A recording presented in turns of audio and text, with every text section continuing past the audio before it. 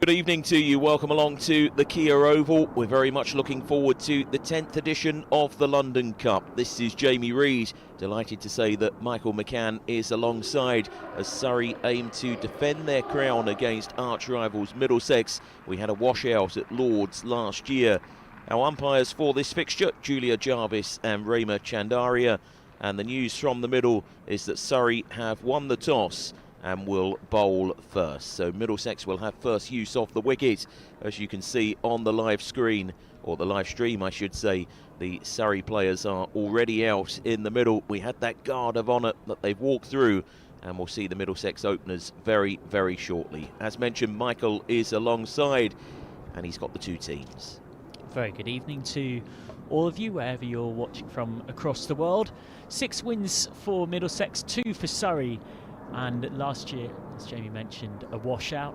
So Surrey are the holders and looking to win the London Cup for a third time in the last 4 completed fixtures between the sides, having taken victory in 2022 and 2020 as well. This is the 5th ever London Cup here at the Oval. Middlesex won here back in 2015 and 2016, I should say, after it was created in 2015 by then Surrey Director of Women's Cricket, Ebony Rainford-Brent. All ready for the first ball of the match, which Priya Katkar will bowl with her left armers that will turn away. And 11 will bat and 11 will field, but all 12 players can bowl, and it is effectively a 12-a-side game tonight. So there's 12 players on both team sheets. Katkar to bowl from our end of the ground, the Vauxhall Road end. She's got a deep cover and a deep mid-wicket as her 2 allowed out. Saskia Hawley, who was a centurion at the weekend, an unbeaten centurion in the win against Essex, is taking guard, ready to face up. Cut the way out to deep cover, a confident shot from a player who will feel in confident mood. Hawley, the Australian, hitting 108 not out in that win against Essex, and was part of the Scotland squad that was successful in the relatively recent Global World Cup qualifier in the UAE. Opened in every game of that one, alongside Hawley, someone who we'll see later on with the gloves, but firstly we'll see with the bat the talented teenager who turned 19 3 weeks ago, Georgia Irving, who's part of the Sunrisers Academy. And that will be a wide. We'll have to re-bowl that one. Surrey's 12 is captain Amy Gordon, Maddie Blinkhorn-Jones, Fia Brooks, Claudie Cooper, Rhianna Southby keeping wicket, experienced back Kirsty White. Katkar is bowling now, Robin Bentley. This is Katkar again, nice flight, just tempting and teasing Irving, who couldn't make contact. Robin Bentley, Charlotte Lambert, Anna Lewis, Charlotte Stubbs and Emily Burke. Anjali Ketan is 13th today with 12 aside. Just flirting with that wide line, but just about okay there from Katkar. And for Middlesex, Esther de Lange's 12 are the 2 who are opening out here.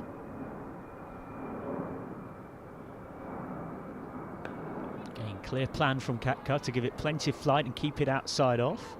That's away for 1, so Irving is off the mark, much like Hawley was earlier on in the over. Izzy Routledge, you will see soon with the bat, I'd expect. Artemis Downer, Lucy Porter, Lou Poulter, Sonali Patel, Kate Kopak, very experienced bowler, and Anisha Dissanayake. It's Middlesex's 12. So that's straight at cover, fielded by the skipper Gordon. Nice tight first over this from Priya Katkar thus far. Just trying to get out of it now without any further damage. And she's got a wicket. Lovely smart work behind the stumps. And Katkar's pressure that she's built throughout this first over is told. Saskia Hawley, who smashed an unbeaten ton at the weekend against Essex, has to go for just 1.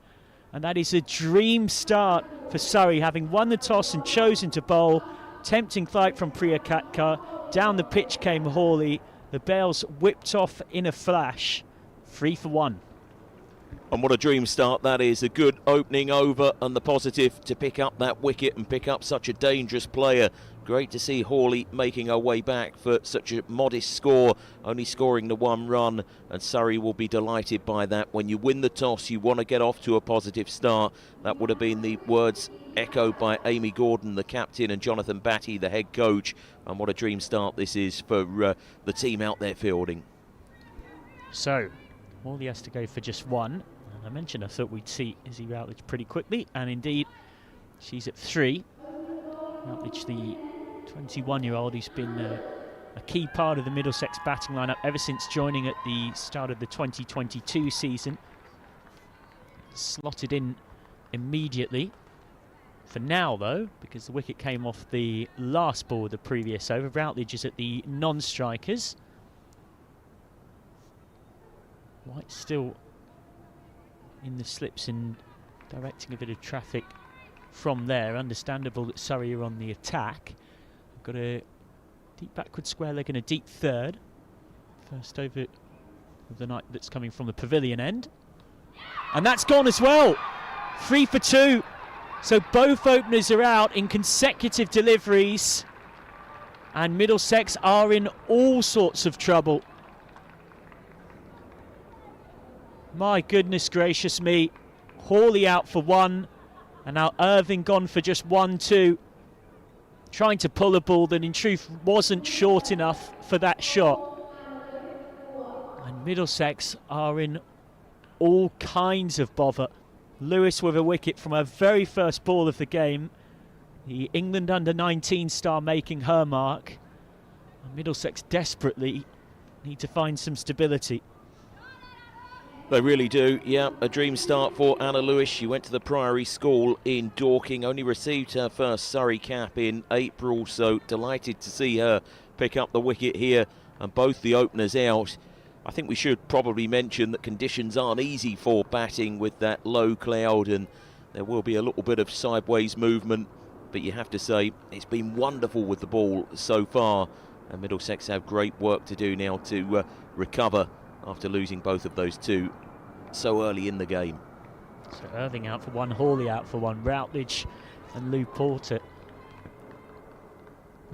beg your pardon, together. They both haven't faced a ball yet. Southby now up to the stumps. Just blocks that one back. Middlesex will be fearing some kind of a repeat of what happened in this fixture back in 2022. Surrey winners by 9 wickets with 11 overs to spare. Middlesex were bundled out for just 68 that day. Alice Capsey taking 3 for 6. Danny Gregory took a wicket with her first ball. Maddie Blinkhorn-Jones with a superb catch. So that's a slightly uncertain prod from Porter into the onside and a bit of vacant space, which gets Porter off the mark. And it won't surprise you to know that Middlesex put just 68 on the ball. That was chased pretty comfortably. Kira Chatley and Bryony Smith, both of the South East stars at regional level, of course, as well. Starring Chatley hit 28 and Captain Bryony Smith hit 28 not out. And Surrey won pretty comfortably. Slow ball. It's a nice looking straight drive, but a little bit too straight from Routledge, who's already got a little bit of cricketing fame in her name at just 21 years old. She's understood to be the first woman to take a hat-trick at Lord's. That is a pretty nice bit of cricketing history to have. More good bowling, just prodded out into the covers and zinged into the gloves of Southby from Gordon. Good intent from Surrey, who are on top early on here. Yep, fully justifying Amy Gordon's decision to ask Middlesex to have first use of the wicket here. It's starting to fill up at the Kia Oval, which is encouraging. Guided out to point by Routledge. You still can't get off the mark, so Lewis concedes just 1 from a magnificent over. And with 2 gone, Middlesex find themselves in all sorts of bother. They are 4 for 2. Floodlights on here, leaden grey skies, And as mentioned, more and more people starting to make their way in. The Mickey Stewart Members Pavilion starting to fill up. It is, of course, such an iconic ground and a great opportunity for these cricketers to get a chance to play here and to hopefully try and win this London Cup. That car continues. Seems to get a nice little bit of dip on that one. To the gloves of Southby, who already has that stumping in the first over.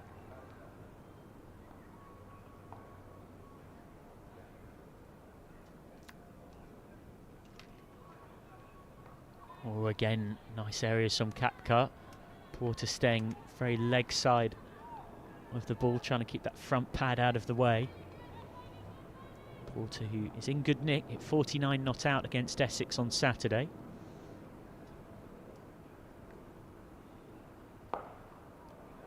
Scrummed out to point. The dots build, the pressure continues to build. And Katkar very much somebody who understands her game at 25, an orthodox spinner. Great variety with that left arm variety. Just pushes that too far. It's wide. Commentator's curse there. Yep, absolutely. Made quite an impact. Took 9 wickets in her first 3 games for Surrey in her first ever county T20 competition and has not really looked back. Oh, that's very full, and that's gone as well. 4 for 3. So Porter's out for 1. Katkar has a second wicket. And Middlesex are in all kinds of a pickle here. Katkar has a couple, and all of the top 3 find themselves out for 1. Hawley for 1, Irving for 1. And now Porter for 1 as well. Lots of flight, and was trying to swing across the line, Porter. And a delightful sight for any bowler. That middle stump completely gone. Absolutely, Katkar's been very, very difficult to play. 4 balls in this over so far, 3 dots and then the wicket. Not easy, is it, if you're a new batter coming out? And you have to say for Downer, who's only 18 years old, this represents a real challenge. Yeah, it will be fascinating to see how she rises to it, Artemis Downer. She was so strong in the winter as part of the under-18 squad at Middlesex that she got promoted up into the seniors. It's been one of the breakthrough stars of the season for Middlesex, but this is quite a test coming out in this situation. Very nice looking cover drive though. So the 18-year-old is off the mark. Got her first opportunity with the bat in a narrow win against Kent a month ago, but she impressed so much in the lower middle order that she got immediately moved up the order. And she's got a bit of an international dilemma as well. She qualifies for both Greece and the USA. She's got a Greek mother and an American dad. She could also play for England. Now Routledge facing up. Routledge will get off the mark as well with a similar push through the covers. So that is the end of another excellent over from Katkar, which concedes 3. And after 3 overs, Middlesex are 7 for 3. So tricky for batters to want to try and get a little bit of momentum in the innings when you keep losing wickets. Katkar's taken 2. Lewis at the other end has looked good and picked up a wicket so far. And you can see the Surrey players out there really on their game, wanting to try and put in a positive performance. And the start has been a dream one. When you do win that toss, what you want to do is make some early inroads. They've been able to do that. We need Middlesex to try and make a game of this to get a partnership going. Lewis continuing, as you'd expect, and it's just prodded back by Routledge, who mentioned her feat of being the first woman to take a hat-trick at Lord's. That is only one part of her ridiculous history in the varsity match, the Cambridge University captain, who has performed quite a few feats in that fixture over the years. Middlesex need a bit of that magic here as that's smashed out into the covers, and well, it's a great stop from Gordon, who was hoping to take a spectacular catch and wasn't a million miles away from doing so. Was well struck by Routledge. Gordon flying away to her right. Manages to stop it with her right hand. Just wouldn't quite sit in there for a catch. Straight to cover point. Nice looking shot from Routledge. No reward for it though. Very good attempt, wasn't it, from the skipper, because it was hit with great force. She's fielding very straight there at extra cover, and it did really reach her so quickly. Good stop, saved runs. 3 dots here, more pressure builds. And this is dribbled down the leg side. There is a little bit of a flick of either bat or pad on the way through.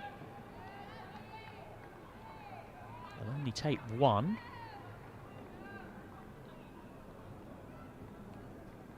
Run seemingly signalled. Nope, a leg by eventually. So still, and it is quite extraordinary, we've had almost 4 overs of cricket. No Middlesex batter has scored more than 1 thus far. You'd have got long odds on that.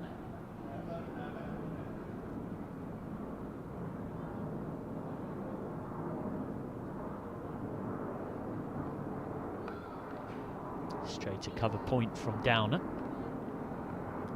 You mentioned a nationality dilemma. I think there's every chance you end up seeing her at the Under-19 World Cup next year in one shirt or another.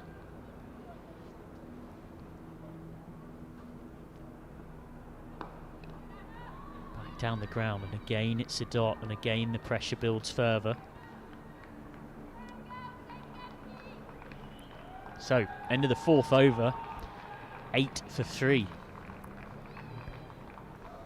Amazing when you look at it. Sometimes you come in late, you might not have been keeping up to date with the live stream. You come into the ground and you think to yourself, I wonder if anything's happened nice and early on.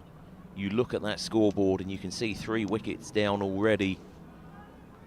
Wow, absolutely amazing. What a dream start it's been by Surrey. They've got to continue this. Katkar will continue. Off the back of Lewis's maiden. More flight, slightly off the inside edge of Routledge's bat. Well, it's amazing to think that Katkar will bowl the first 3, but with the way that she's been bowling, if you're Amy Gordon, sorry, you're just thinking to yourself, there's absolutely no chance of wanting to make a change. Why would you? Yep. Would seem you can't get the ball out of Katkar's hand. Again, similar-ish ball. Relatively similar shot. Do you often see spinners used in the white ball game just to slip one over and up top, but it's gone so well that rightly Surrey are persisting with the plan. Just teases that one outside the off stump, trying to tempt Routledge, who cut straight at point.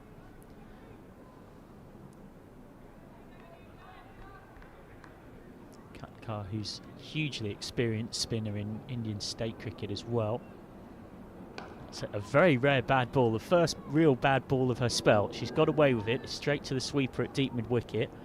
Only concedes 1. When it came out of her hand, she'd have been thinking that it would cost her a lot more.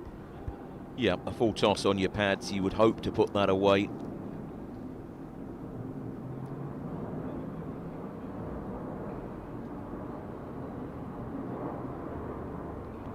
Nice length from Katkar. Downer wasn't quite sure where to go.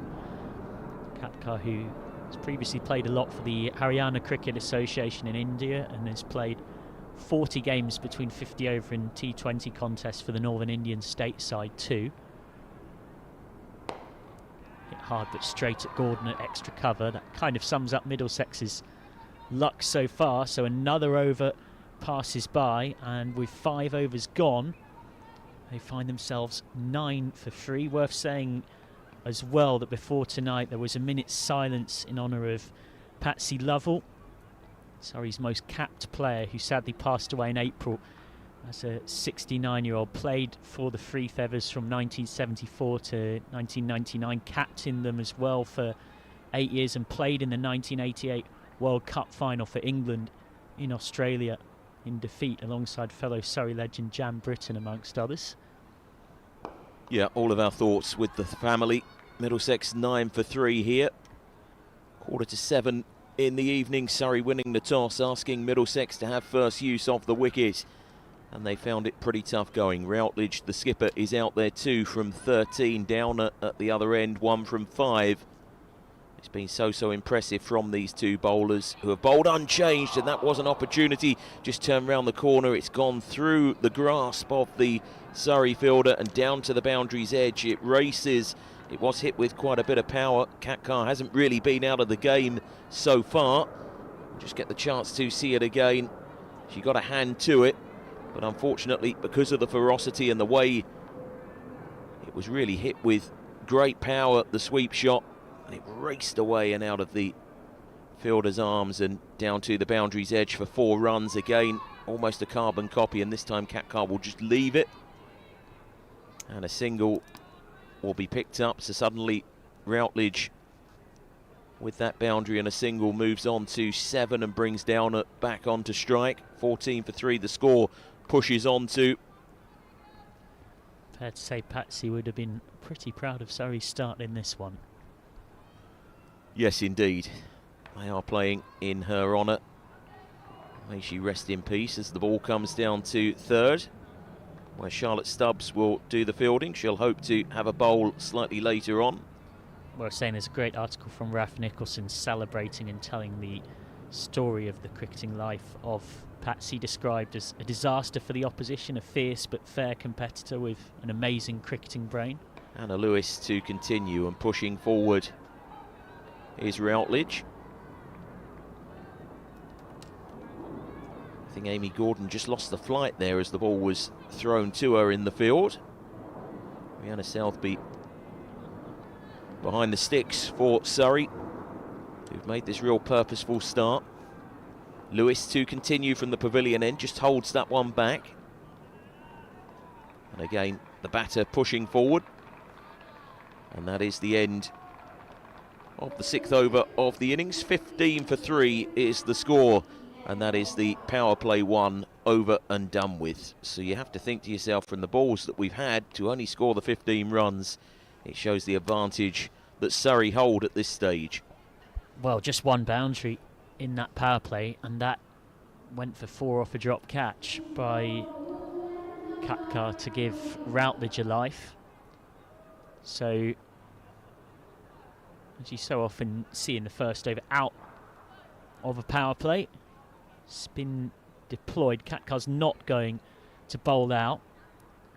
3 overs for her so far have been quite exemplary, but she'll keep 1 in the breadbasket for later on. Claudie Cooper on with her offies. Indeed, yep, Claudie Cooper, a good bowler to be able to bring on at this stage, and that just races past the outside edge. A regional player, of course, only 22 years of age, but we saw her recently with the best seat in the house when we were here at the Kia Oval, where the floodlights are on. It is a murky night, but the good news is we have got cricket, as this one is just hit away to short third, just opening the face and quickly racing through for a single. Cooper, Surrey's bowler of the year for 2022, and captain Surrey in that year as well for the first time against Hampshire in the T20. Always very vocal out there in the field, moving the field away, as this one is just drilled to extra cover. And again, it's the skipper, Gordon, right in behind, those two working together well. Also captained the South East Stars Academy a fair bit in summer of 2021, so he's quite a leader despite being quite young. That's exactly what you want players to put their hands up, as just opening the face once more and working the way out to the fielder at deep cover. Charlotte Lambert is fielding out there. Bit of a Brucey bonus for Surrey to have Cooper available. Same with Rhianna Southby, Kirsty White and Maddie Blinkhorn-Jones, those regional players coming back. Yeah, always a real positive, as just covering up this time is Downer. Cooper wanting a slight change in the field. Backward square leg, just dropping deep, going out to the boundary's edge. There's a sweeper on the cover boundary. It's pushing down the track, a little bit of indecision. There's going to be a run out. You have to say there wasn't a single there. They wanted to try and go for it. And would you believe it, it's going to be Routledge, the skipper, who is run out, and that is a big wicket and a big disappointment for Middlesex, because Routledge has been the chief run scorer in the innings so far, but unfortunately she is now the latest to make way. It's 17 for 4, Middlesex in all sorts of trouble. Well, that's just one of those things that when everything feels like it's going against you, then adds into things. A little bit of miscommunication straight to the fielder, who was in very tight. Now Lou Poulter is out there and will have to use all of her experience to just try and stabilise innings, and that's a big loss for Middlesex. Someone capable of playing very special innings, someone with a double 100 in a varsity 50 over game, and the year after hit 188 not out as well. Someone who can be a bit of a magician on her night with the bat, but Routledge has run out for 8. Now the rebuilding job must continue with these two. So a good start from Cooper, just a couple of runs coming from it. Charlotte Stubbs now will get an opportunity, born in Kensington, only 18 years of age, the medium pacer, but she's going to come on now to hopefully get amongst the wickets column. Spin dominant so far, Cathcart taking 2 of the 4 wickets to fall, Lewis the other, and of course the run out of Izzy Routledge that we saw off the final ball of the last over. Cooper going for 2 off her first. 17 for 4 is the score as this latest over gets underway, and that's very good fielding. Great bit of work. You could see just opening the face, trying to beat Emily Burke, but that was good work. And you can see the wicket-keeper just going across. That's what you want to see from your key players. Rhianna Southby, of course, a regional player, just going over to show what it means. Playing, of course, for this London Cup. Plenty of bottom hand into that one. She goes leg side, but no runs again. Down at 3 from 10. Poulter yet to face, of course, at the non-striker's end. Yeah, big mental test here for the 18-year-old Downer, with wickets falling around her. And here comes the bowler. Again, a little release there. It's going to be 4 runs. It just races away to the boundary's edge, and that is only the second boundary of the innings so far. And you could see what it meant to Downer. We'll just get the opportunity to see it again. Slightly straight, wasn't it? It sat up invitingly, and it was put away with purpose. Downer moves on to 7. The scoreboard ticks over to 22 for 4. 4 bowlers used so far. Charging in again and drilling the ball out to the fielder at deep cover. Good work from Lewis again. Worth saying we haven't mentioned it thus far because Surrey have been so far on top that it hasn't been overly relevant to what we've seen, but the square boundaries are very big. The straight boundaries are slightly more invitingly short. So in terms of where one might look to target, it's definitely worth bearing in mind, but as it is, Surrey have been so dominant that boundary dimensions has not really been the talking point of the day thus far. No, we're at the Oval, and it is an Oval. You get your value straight, don't you, as this time working the ball out to deep cover again. Here's Downer.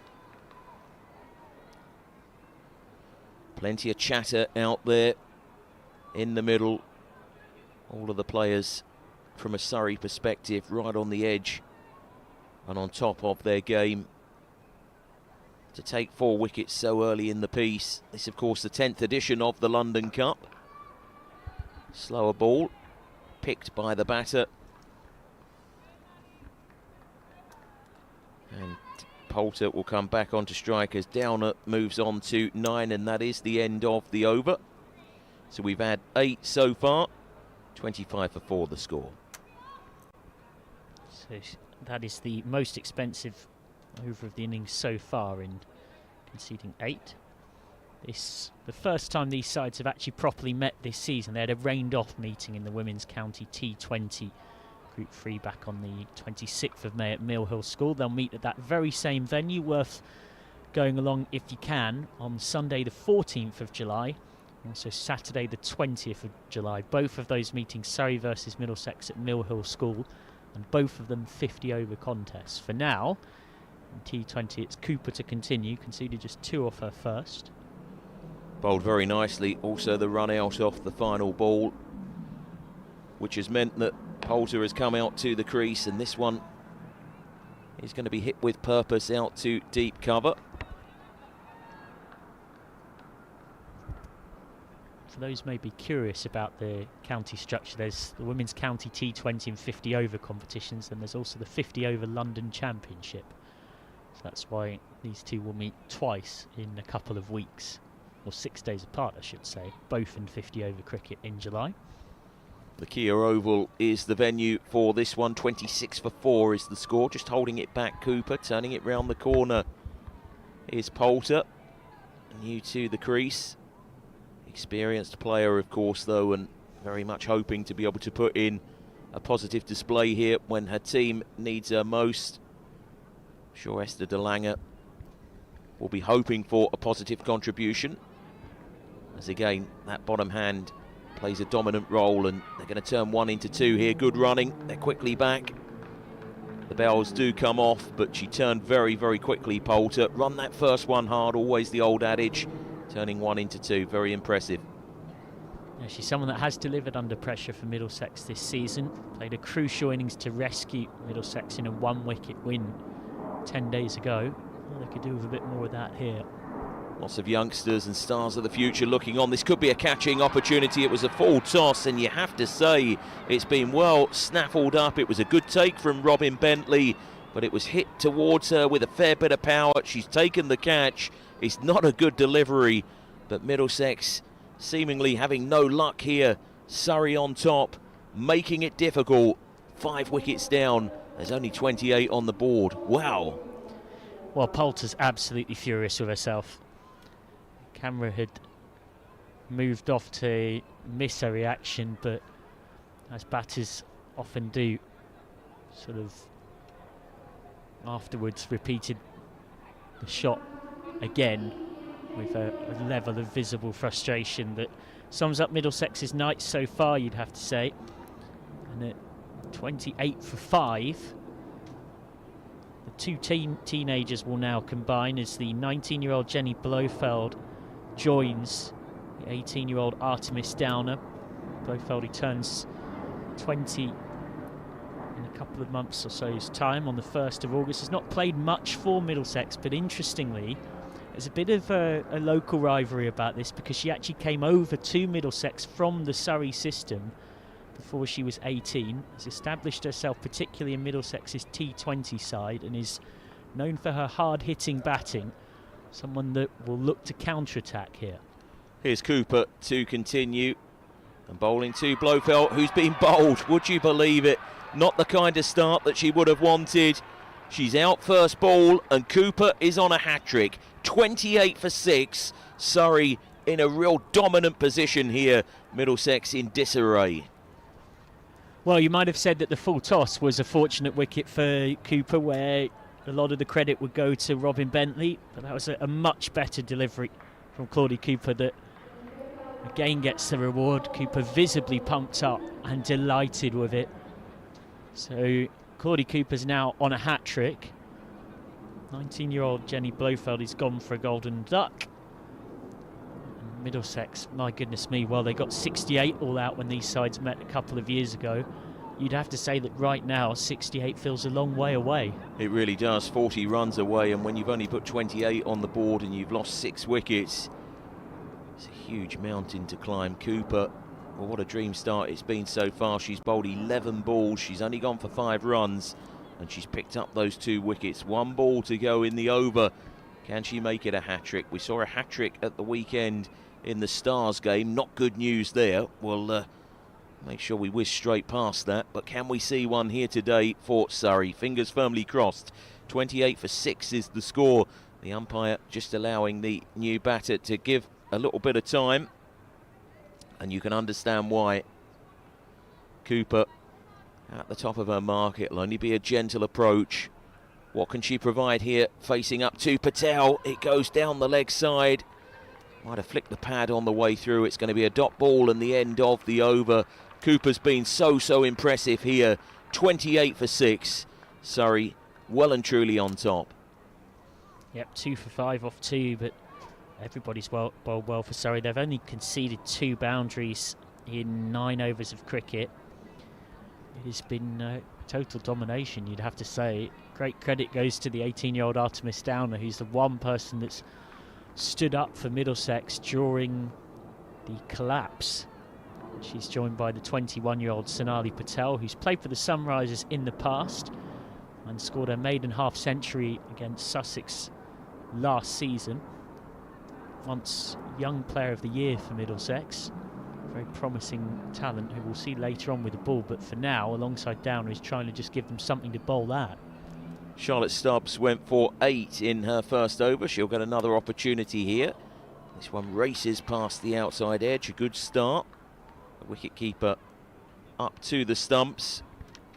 Really making it difficult for these Middlesex batters.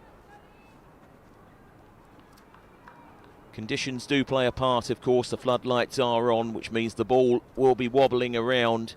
But there's been some good bowling here. This one is just worked out to deep cover. They take 1. Well, Downer is starting to build quite nicely here, but needs some support at the other end. Patel hoping to provide that. Patel just taking guard here, looking all around to assess where the fielders are. Plenty of scoring opportunities on this big surface, and a nice little way just to open the face and get off the mark. Robin Bentley, who took that good catch down at third, they take a single. And again, more changes to the field. It does look ambitious, but if from here they could go at, say, a run a ball, that would get them to 93. That's something to bowl at, yeah. If you can make some early inroads into that top order. Again, Downer looking impressive as she works the ball out to the sweeper on that offside. Happy just to take 1, rotate the strike, and Sonali Patel, who made her Middlesex debut in 2018. Has played for the Sunrisers as well. 31 for 6 the score. So those leaden grey skies up ahead. Fortunately not depositing. The last thing we will want is any kind of rain. Yeah, we've had sporadic showers in London all day. There is forecast to potentially be some around the 8 to 9 p.m. mark, which could interfere with Surrey's run chase. We've just turned 7 o'clock, 4 minutes past. 32 for 6 is the score. Big LBW shell might have been sliding down. We'll get the opportunity to see it again. Charlotte Stubbs certainly asking the question of the umpire. 4 from this latest over, which means that she's gone for 12 from the 2 that she's bowled. That is 10 overs complete, 32 for 6. Jamie Reid handing over the commentary baton once more to Michael McCann. Remember, of course, that Surrey will be playing here plenty of times next season as part of a new look women's cricket calendar, with 8 teams given Tier 1 status. As Cooper's on to bowl her 3rd, those 8 being Surrey, Durham, Essex, Hampshire, Lancashire, Nottinghamshire, Somerset, Surrey and Warwickshire. It's back of the length, just blocked away by Patel. Yorkshire will join a year later, and then Glamorgan will join to make it 10 in 2027. So straight a backward point, more dots, more pressure building. Middlesex, one of 8 teams who bidded for Tier 1 status but didn't get it. 16 of the 18 first-class counties bidding for a Tier 1 women's team for next season. Nice teasing flight from Cooper. Quickly taken and well-judged single to mid-off. That'll be 1 more. Worcestershire and Derbyshire were the only 2 of the 18 to not bid. And Surrey starting to assemble their star-studded squad for next season.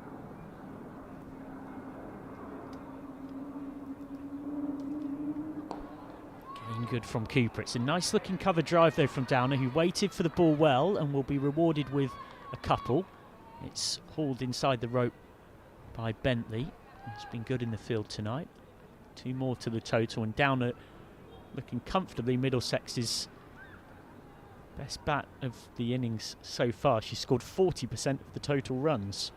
Slightly uppish, wasn't it? But it was wide of the fielder, risk-free. Short, a bit of a drag down, and Downer's only managed to pick out deep mid-wicket, so we'll get just the 1. Yeah, Maddie Blinkhorn-Jones has been good out there in the deep this evening. Sun just starting to pop out from behind our end of the ground, the Vauxhall Road end, where Cooper's continuing. And that's just covered up and blocked by Patel. So another good over from Claudie Cooper, who concedes just 4. And at the end of the 11th, Middlesex are 36 for 6. Amazing. Yeah, you just have to look down at that graphic, don't you, on the live screen at the bottom of the screen, just to see 6 wickets down and the score is only at 36. It has been ball well and truly dominating bat. It's going to be a little change of bowling here. I think Charlotte Lambert's going to get an opportunity. Yep, Lambert, who has had success in previous London Cup fixtures. This, of course, the 10th tonight. Middlesex have won it 6 times, but Surrey have won the most recent one between the 2 teams in 2022, and Surrey also had the better of these 2 when they met in 50-over cricket last season. Maddie Blinkhorn-Jones hit 117 as Surrey won a 50-over game in late May by 161 runs. Downer facing up and flicks that away nicely. Square leg umpire has to take evasive action, so Downer onto 16 and has looked very comfortable for them. Great shot, wasn't it? Just rolling the wrists there, very elegant.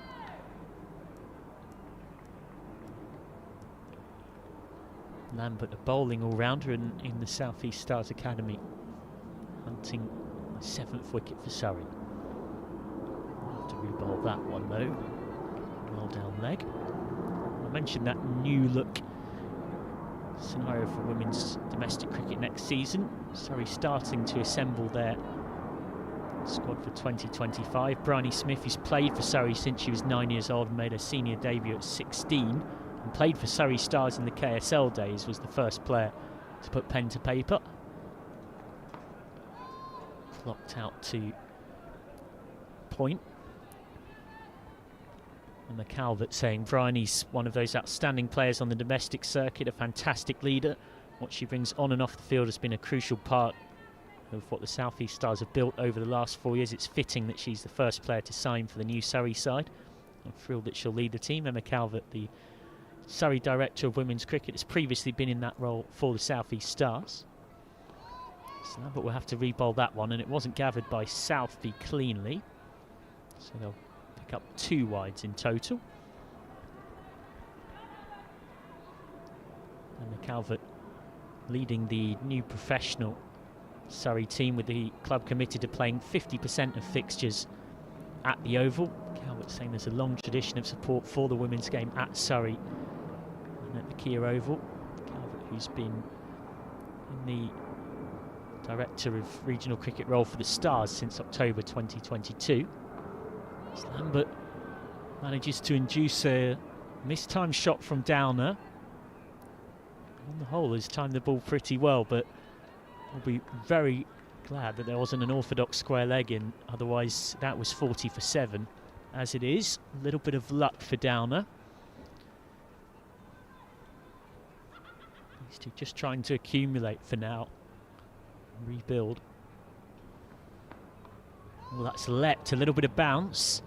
For a second, Patel didn't really know where the ball had gone. Lambert really banging that one into the surface with some intent. Southby for a second was eyeing a catch, as it was popped up between bowler and keeper. Yep, with the wicket-keeper set back like that, no chance of taking that catch. It did just pop up, quickly fell to safety.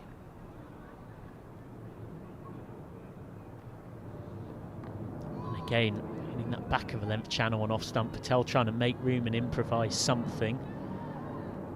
Lambert is causing some discomfort and problems for Patel here. He's now decided she's going to change her field, so deep mid wicket has gone back and third has come up, so it's 3 of the 4 fielders on the leg side are out. Deep square leg, backward square leg and mid wicket. Slow ball into the pads, was drifting well down leg, hence the lack of an appeal. End of the over, concedes 5, 41 for 6 off 12. Well, it's a good start from Charlotte Lambert, the tallest of the bowlers who we've seen so far, and you could see she got that little bit of extra bounce and certainly a fair bit of pace and carry as well. The wicketkeeper set right back. I think we're going to get an opportunity to see the captain here. Maybe not. Looks like it will be Brooks, I think, yeah. Thea Brooks, who is a name that anyone who's been around women's cricket for a period of time will know well. Very experienced batting all-rounder. Bowler offies. Made a Surrey debut last year against Oxfordshire, but had a long CV before joining the Three Feathers. Previously of Worcestershire, Warwickshire, and then Central Sparks in regional cricket and Birmingham Phoenix in the 100. That's nearly 100 wickets in her women's domestic cricket career. And now combines playing for Surrey with being head of cricket and girls sport at Wellington College. So here is Brooks, who's driven out through the covers by Downer. He's played with real composure here, the 18-year-old, with wickets and chaos going on around her at the top of the order. Well, spin's been very successful so far. Cathcart 2 wickets, 2 also for Cooper. You can see why the captain would look to go to spin. 6 bowlers used so far. Yeah, they've got plenty of all-rounders in their side, Surrey, and of course 12 aside also means plenty of variety available. Cut straight at cover. Gordon does the fielding. So just to explain that, there's 12 players on the team sheet for both sides, but only 11 can bat and 11 can field at any one time, but all 12 can bowl. Hit hard straight at mid-off. Well judged quick single, and it thumps up and hits Brooks as well. Thankfully doesn't seem in too much discomfort. 1-2 the total. Robin Bentley's really been in the field, hasn't she, in the game? Lots of opportunities to get involved. She took that good catch to dismiss Lou Poulter.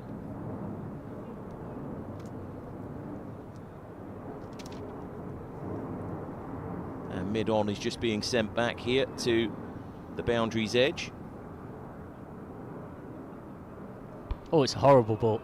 That's a big no ball. Head high. Downer could only pull it straight to square leg. So that's a little bonus for Middlesex.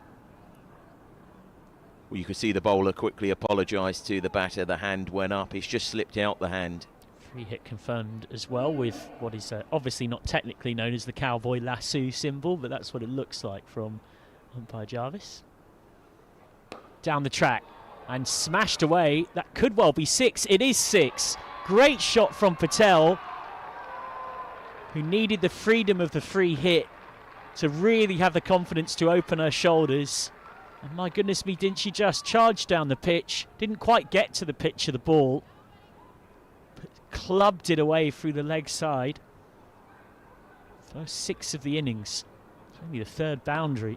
That's 6 and 2 fours thus far. Takes Middlesex belatedly past 50. And it's been a very good hand, hasn't it, from Patel? 10 from 15, playing to Downer, who's looked the most accomplished of the batters so far. Short, too short from Brooks. Hammered away between the sweepers. Will need a big chase to cut it off. It won't be cut off. So a bit of momentum for Middlesex, who have had their most profitable over of the innings so far. It concedes 14. Most of those runs coming to Sonali Patel, and that over brings them up to 55 for 6 off 13, so Middlesex going at just over a 4 and over now. which represents quite a recovery, doesn't it, when you consider how they were at one stage. 3 for 1, 3 for 2, 5 for 3. You know, it's been very, very difficult progress. 28 for 6 as well when these two came together, so they have almost doubled the score from when they came together to where we are now. It's Downer faces up and looks to add to that tally. Again, a deep set leg side field with deep mid wicket, deep square leg and a deep fine leg, as Lambert will continue. That's down leg. It's Lambert's third time she's strayed down there in the innings thus far, testing out Southby. Yeah, I think line has probably been the biggest challenge so far for Charlotte Lambert. We know that she's got that great pace, and we know that she's got the promise. She's already represented the England under-19s at 17 years of age. Again, we'll have to re-bowl that one. Great to see so many young cricketers and potential players of the future, maybe the current, here at the Kia Oval, watching on with this slightly earlier start. It gives people the opportunity to come and watch. There are good public transport links, of course, to get here. And again, another wide from Lambert, who still hasn't bought a legitimate delivery in this over thus far. Of course, we saw a crowd of more than 5,000 watch the South East Stars beat the Southern Vipers here back a couple of Sundays ago. That was the first part of the doubleheader, and the South East Stars are back here this Saturday, knowing that victory would secure their spot at T20 Finals Day. So that one is not a wide. It's flicked away off Downer's bat, and Downer's managed to get that just so fine that even deep fine leg can't cut it off. So just the third 4 of the innings so far. Clever shot, knew exactly what she was trying to do, and manipulates it away for 4 runs. Well, you don't need me to tell you that Lambert's been far too straight, bowling onto the pads and even wider the pads, looking to make things, or try and make things difficult. But this partnership is suddenly really developing, isn't it, between Patel and Downer. Better ball from Lambert, straight at mid-on, who conceded 7 from her first ball. South East Stars in action here this Saturday, the 15th of June, against the Sunrisers, a 2:30 PM start for that one. If other results go their way, or if the Stars can win, they'll seal a top 4 spot and a place in Finals Day at Derby on the 22nd. So that's another wide from Lambert. South East Stars currently across 50 over in T20 cricket this season, with more wins in regional cricket than any other team. 5 wins, a loss and a washout in the Charlotte Edwards Cup, the T20 competition. 4 wins from 6 in the Rachel Hayhoe Flint Trophy. So South East Stars having a very good start to their campaign, and you can come and watch them here at the Kia Oval on Saturday. So that's another wide from Lambert, and it's a good take from Southby, because that one really was quite wide. Not easy as well when you're getting unsighted from the batter in front of you as well. Lambert's just got to recompose herself here. We've still only had 2 legitimate balls of this over, and it's conceded 9. Yep, it's the last place you want to be, somewhere iconic like this. A better ball from Lambert, pulled away by Downer for 1. So this over's now conceded 10 off 3. Brings Patel back onto strike. In a weird way, it can sometimes be difficult for a batter. Yeah. Because you know with all of those wides that Murphy's Law, there'll be one that has your name on it. That's a better ball that's coming round the corner. But just losing her alignment again, visibly frustrated. So that's the 6th wide of the over, which has already added 11. We've only had 3 legitimate balls. Yeah, and just the 2 scoring shots off the bat in terms of the 4 and the single. But these wides are causing a problem. You can see Thea Brooks has just gone over to have a little word. Brooks, the 31-year-old, using her experience to try and help settle Lambert. That's just guided away into the offside. The best ball of the over so far. That's a great line. Lambert refining her rhythm. Has now got 2 balls left to just try and get out of the over.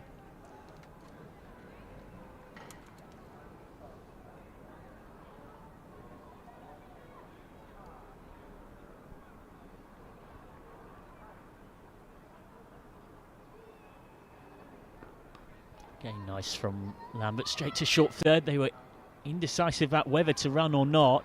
Downer wanted a single, Patel hesitated. As it is, they do scamper through for one. The throw from Katkar wasn't quite exactly where it needed to be, but regardless, I think they would have made it.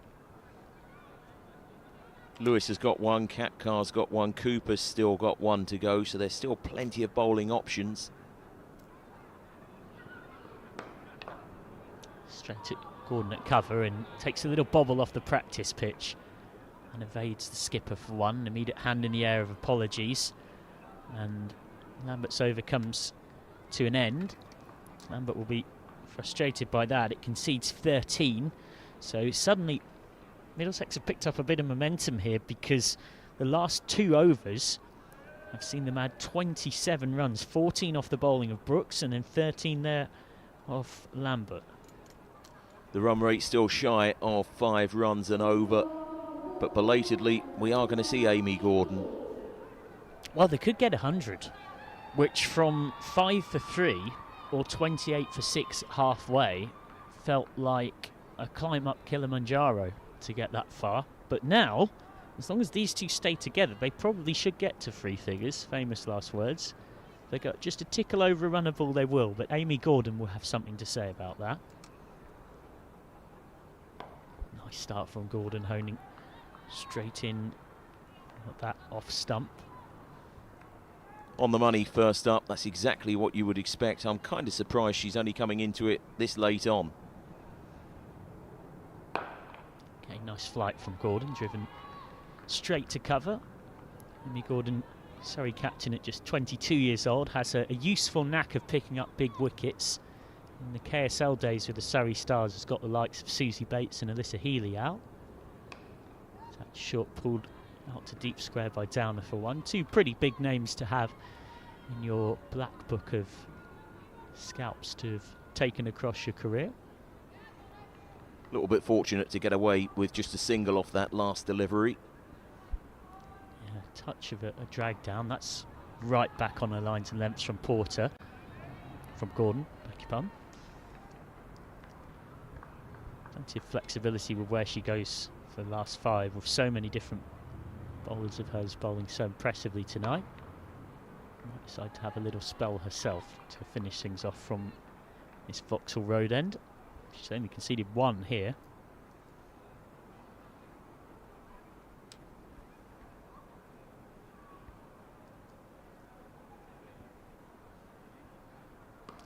A little bit too short, hit hard. Chase for deep mid-wicket coming round. Bentley, who's been a bit of a ball magnet tonight, has seen plenty of it in the field. Keeps it to 1, so Gordon concedes just 2. And 15 overs gone. Middlesex are 70 for 6. So this partnership has added 42 in 38 balls, which by the standards of modern scoring doesn't sound remarkable, but when you think that these two came together at 28 for 6 in the 9th over, it's quite a remarkable recovery. From one Charlotte to another we go. Charlotte Lambert out of the attack. Charlotte Stubbs will get the opportunity to return. She's bowled 2 overs for 12 so far. 70 for 6 is the score. We are, of course, at the Kia Oval. You look all around here, this iconic landmark for cricket. Great to be here, and these Surrey players really enjoying it. Middlesex, though, fighting back. It's been a good partnership between these two. They came together with the score on 28. They put on 42 unbroken so far, of which Patel has played a good hand with 16. This is wide of off stump, and Patel just guides the ball out to the fielder on the deep cover boundary. They take 1. And of course Surrey will be back here on plenty of occasions next season, with at least 50% of Surrey's games in that rearranged Tier 1 structure to be played here. Stubbs in vision on your screen there.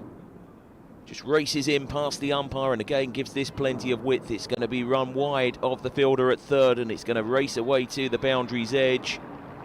Again, more useful and intelligent batting. It's been a great hand, this, by Downer.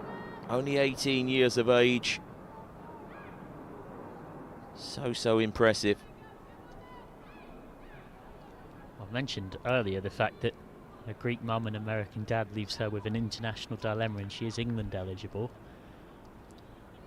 She's played it. Keep an eye on. Absolutely, yep. She's played at Teddington. That's her club, and again, this one just races past the outside edge. The keeper is up, just takes the bells off.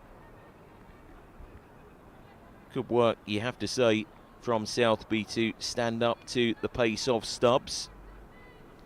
Good bit of repair work as well to the Timbers. 75 for 6 the score. And again, a little bit of width on offer, used to good effect, and Downer wants to come back for the second. It's not there. I think Patel's been very wise to send her back. Yes, Southby, one of the most impressive keepers at that regional level, so a real asset to be available to Surrey tonight, standing up to the fast medium bowls with real confidence. Can Middlesex reach the 3 figures? They're 24 runs away, driving down the ground and driving elegantly. This is going to race away, but it might not go to the boundary's edge. It's going to be worth a couple. Patel quickly comes back. Downer knew that she would be going to the danger zone, or to the danger end, and that is the 50 partnership, and it's been very impressive between these two. They really have recovered the innings. When you think to yourself it was 28 for 6, to now see it 78 for 6, completely different. And suddenly Surrey know they've got a game on their hands. Slower ball picked by the batter. They've added 50 off 43 balls, which, when you think of the wreckage of 28 for 6 in the 9th, is quite something. It really is, yep. Very well played to Downer, who's going along so nicely. 31 from 35, and Patel 19 from 24. So both of them have scored at a good rate. We are going to see another over from the captain, Amy Gordon. We bowled 16. So upon conclusion of this over, we'll have 3 left. Catkar can bowl 1, Lewis can bowl 1, and Cooper can bowl another. So maybe they might be the options. We await to see. Here is the captain bowling here to Downer, who drives down the ground, picks up 1. Patel looks all around to survey the scene. They've quickly enjoyed these surroundings. As Gordon continues, this is uppish. It could be an opportunity to catch. It's over the top. It might well have hit the rope, so there's going to be a question. 4 runs is the answer. I'm not sure that wasn't 6. Yeah, instinctively I thought that's hit the rope on the full. So did I. But 4 has been signalled by the umpire. 4 has been added to the score. And Gordon will continue. Covering up is Patel, who has been able to hit the ball with quite a bit of pace and power. She's hit 1-6 legitimately, that one mightily close, and here she is again. She's going to get a bit of good fortune. It's going to race down to third, should be kept in, and is going to be kept in, but they're quickly back for 2. Fielding done by Emily Burke. And this partnership continues to grow, and now they really should get to 3 figures, Middlesex. Only 15 away as Gordon continues, and just guiding the ball out to the fielder at deep cover. Patel will take 1. Worth saying that you can get out and support this Surrey women's side this Sunday the 16th of June in the Women's County T20. They're at Hove in a double header facing Kent and Sussex. Yep, a very good opportunity to watch cricket at close quarters. You'll be well received if you do go along. It's just got that little bit darker again. The floodlights, of course, not making it dark, and there is confirmation of the scoreboard. And you have to say, it doesn't make for good reading. We've had 103 deliveries, 86 runs have been scored. Downer, 32 from 37, Patel, 26 from 28. But you look at that wickets column, Katkar's picked up a couple, Cooper also picking up 2 wickets. It's been very, very impressive. It's got to be said, going wide off the wicket and continuing and bowling this latest over is Charlotte Stubbs. She's certainly been very miserly in terms of the runs that she's given away. She's bowled nicely. She's gone for 20, I suppose you would say, but she has bowled better than that. Gordon at the other end's only gone for 10 from her too, so maybe she was late to the party. 86 for 6 the score, and there is a wicket right on cue. She deserves that, in fairness, Charlotte Stubbs. We said how impressive she's bowled, and she's just picked up Patel for 26. Patel has to go for 26 off 30. A really nice innings though, rebuilding things. This pair have added 58 for the 7th wicket and rebuilt Middlesex's innings from the wreckage. But finally, Surrey have a 7th wicket to show for it. Stubbs has her reward. A lot of credit to Sonali Patel though for a fine knock in very tough circumstances. Yep, you want players to be able to really put their hand up, to want to contribute, and we've certainly seen that, and with such great impression here tonight from Patel, doing it under pressure.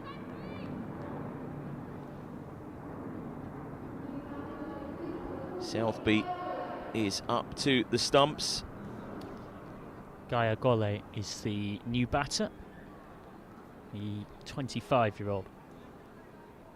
Yeah, born in Camden, getting the opportunity to come here tonight and hopefully put in an impressive stint here for Middlesex. Facing up, that's just raced past the outside edge. It's difficult for new batters in this light. We mentioned about it with those leaden grey skies. We did have the sun for a short period.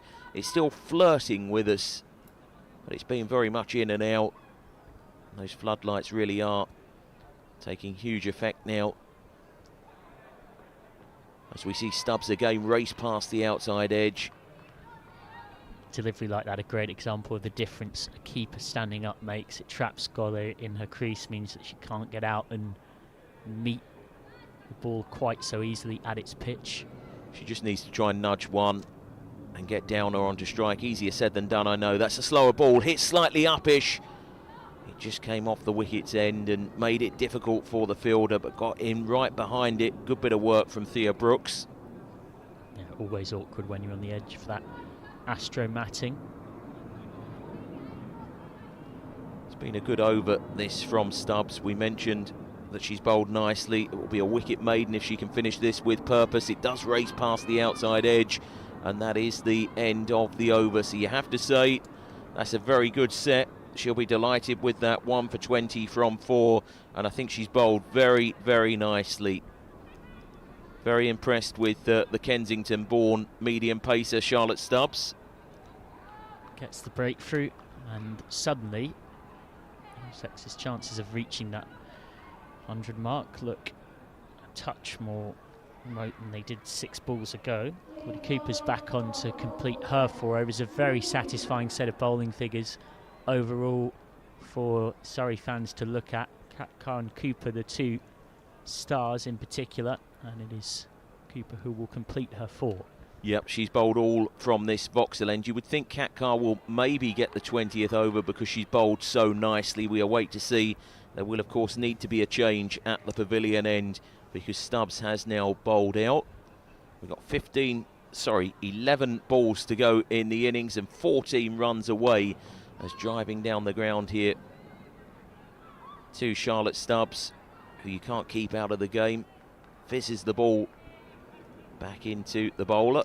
Surrey won't mind that too much because Down has lost strike. I hope to put some pressure on Gole now. Yep, Gole just taking a fresh guard, the first time that she will have faced, standing at that pavilion end as she looks on. And here is Cooper, who of course is a regional player and a good player. Comes down the ground and they're going to race through. Will she be run out? She will. You could see that Gaia Gole didn't really think that there was a single there, but they had to get Downer back onto strike. They've got her back onto strike, but it's at the risk of a wicket, and that's exactly what's happened. 87 for 8 here. Very smart from Surrey. You can see Downer in the bottom right of the screen is eager to take one. Gole hesitated twice. Cooper with a neat catch and whipping the bails off. So a 5-ball duck for Gole. And it's now 87 for 8 with just 9 balls left. Good work in the field from Burke. Very impressive. She's fielded nicely, Emily Burke. They've been excellent with ball in hand and in the field tonight, Surrey, and apart from Downer and Patel, no one's really had a consistent answer for Middlesex. 87 for 8 is the score. We've got 9 balls to go. That 100 again suddenly looks a little bit of a way off, especially with Downer not on strike. In fact, she is on strike. Beg your pardon. And facing up here. The new batter is Kate Kopak. Kopak is someone who can definitely provide a bit of big hitting. Late impetus, has done that a few times over the years for the Sunrisers and in county cricket. 29 years of age, the all-rounder, and facing up to Cooper. Plenty of bottom hand, just to drill the ball down the ground. They take one. So you'd imagine now Kopak might be inclined just to straight up go for the boundary option here. She's a naturally very aggressive player, and they'd prefer Downer to start the final over on strike, having already been out there for so long. Yep, it's almost a shot to nothing, a free hit, if you will, here for the new batter, Kopak. Never easy when you first go out there, especially in fading light. Got to get used to the conditions. Juggles being a cricketer with being a lawyer as well, Kate Kopak. Very talented at both. Very good person to know then. This one is onto the pads. Not that I need lawyers. I keep everything straight. That is the end of the over. 1 to go. 89 for 8. In fact, it is wide, so there's going to be one more. I'm getting ahead of myself. The umpire signalling out the arms. We will get one more. This is a legitimate delivery. It's going to pick up a single, and would you believe it, Kopak will have strike at the start of the last over. 10 away from the 100. 90 for 8 Middlesex after being put in. 1 over to go. Well, from 28 for 6 in the 9th over, it's an exceptional recovery. They'll feel like that partnership between Patel and Downer has given them some momentum, but make no bones about it, when Surrey won the toss and Amy Gordon said we'll have a bowl, if she'd have been told that coming into the final over the question would be if Middlesex can make it through to 100, she'd have been delighted. As we suspected, Priya Katkar is going to change ends. I think earlier on, taking a couple of wickets, kept things very tight from the Vauxhall end, finished things up from the Pavilion end. She picked up the wickets of Hawley early on and Porter as well. And you can see why she's being given the opportunity to continue. Very, very impressive. Left arm orthodox spinner, 25 years of age, knows her game very, very nicely. And Kopak has the strike here, facing up and drilling the ball down the ground to long on. She'll take one, and it means that Downer will come back onto strike. So 9 off 5 for the free figures for Middlesex. Artemis Downer has played a great hand here. Still a teenager, let's not forget that.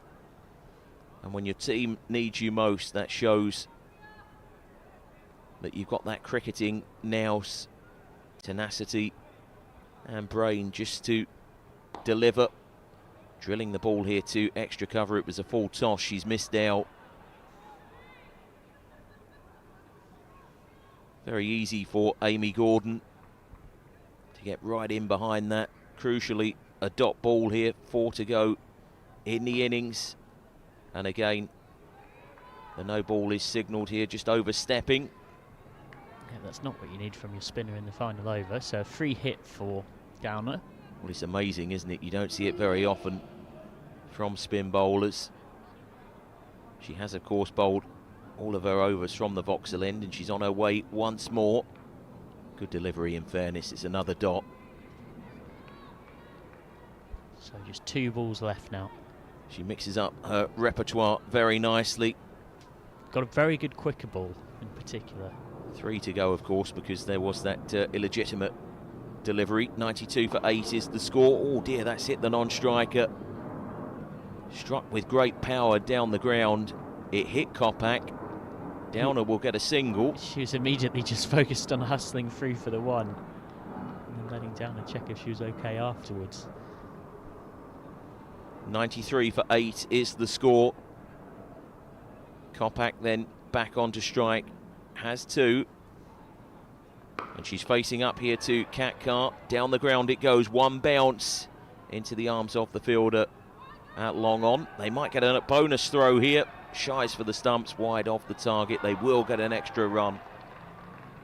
All runs are crucial at this stage.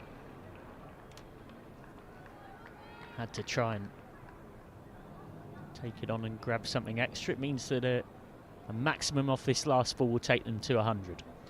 95 for 8 is the score. If they get 4, then it will be 100 to win. Driving down the ground, but it's only going to be 1. Kopak picks up another single to take her score to 5. Downer's played an excellent hand at the other end, 35 from 45. She's been the mainstay of the innings. In fairness to Middlesex, they've given themselves something to bowl at here. They'll need to make sure they get in amongst the Surrey top order when Surrey do start their run chase. They're going to be requiring 97 for victory, and there is the match summary. Tells a story really of one partnership in particular. A stand of 58 for the 7th wicket between the 18-year-old Artemis Downer and Sonali Patel.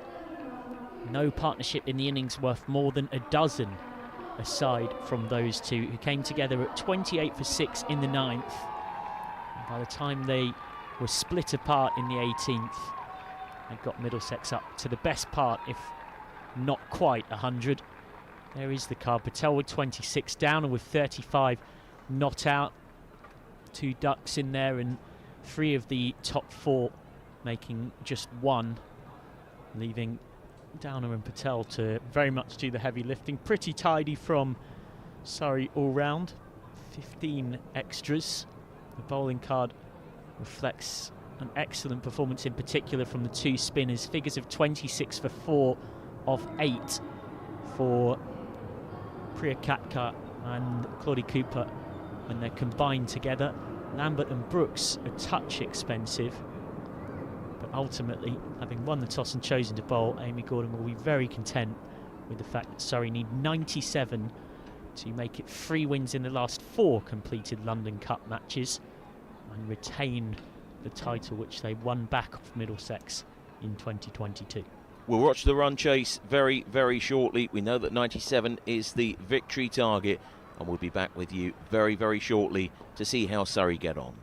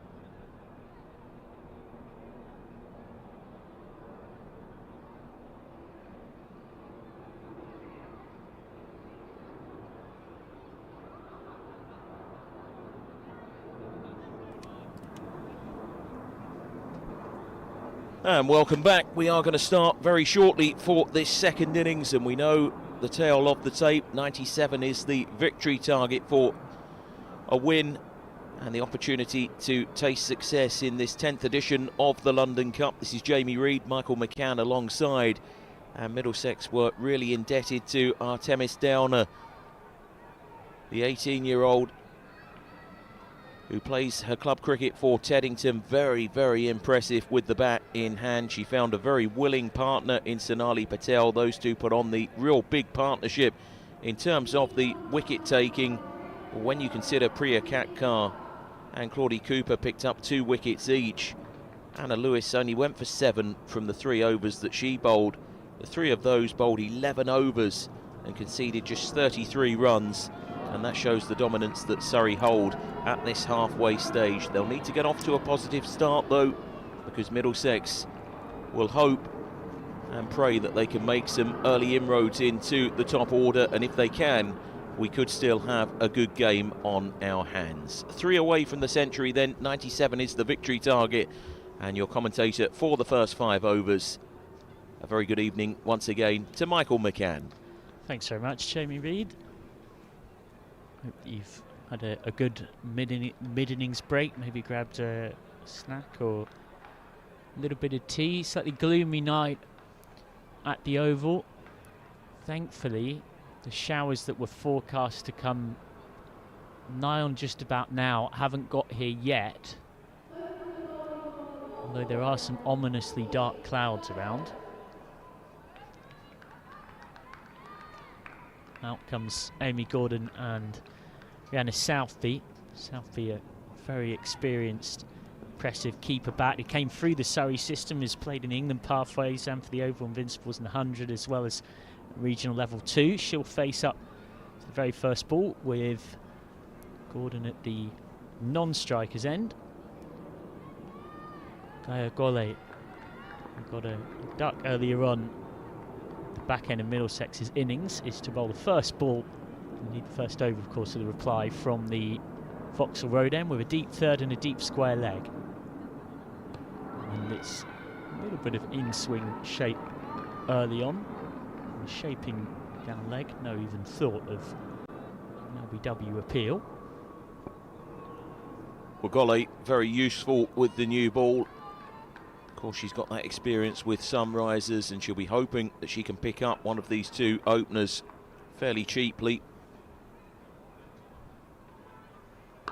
Okay, nice spot for Gole to be in, just pushed out into the covers by Southby. Known for bowling a consistent nagging line, most impressive spell this season, bowling 10 overs on the trot against Kent earlier on in the campaign, where she picked up 4 wickets.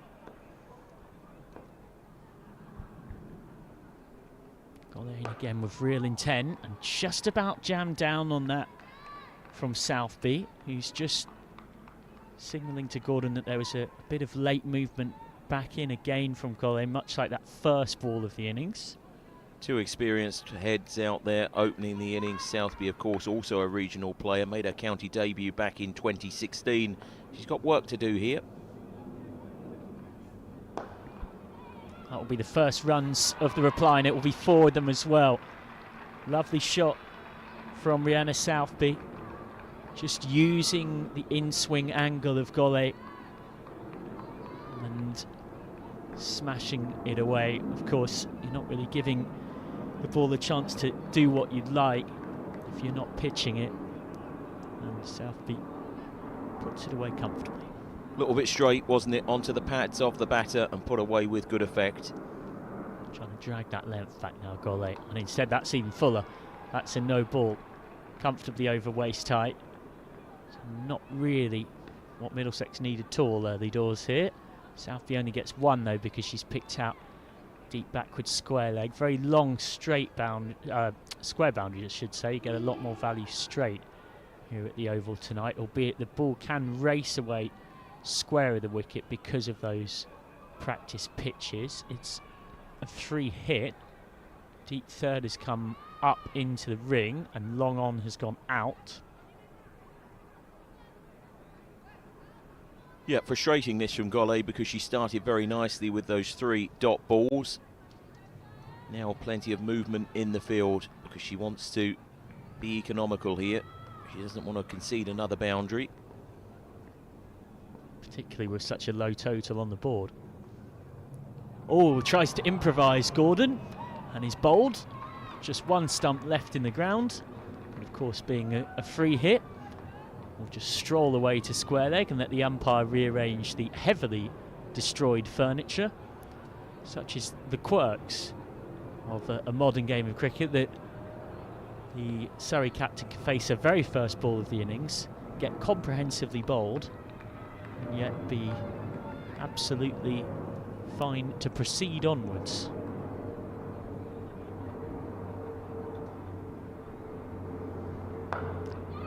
Full, over-pitched and driven nicely by Gordon, who, having been bowled off a free hit, then with a much more conventional shot, finds the boundary with a gorgeous square drive. Well, it's not just Middlesex in this competition that we're watching the London Cup who've struggled tonight. The men in the Vitality Blast have also found it difficult. They've been dismissed for 78 by Somerset.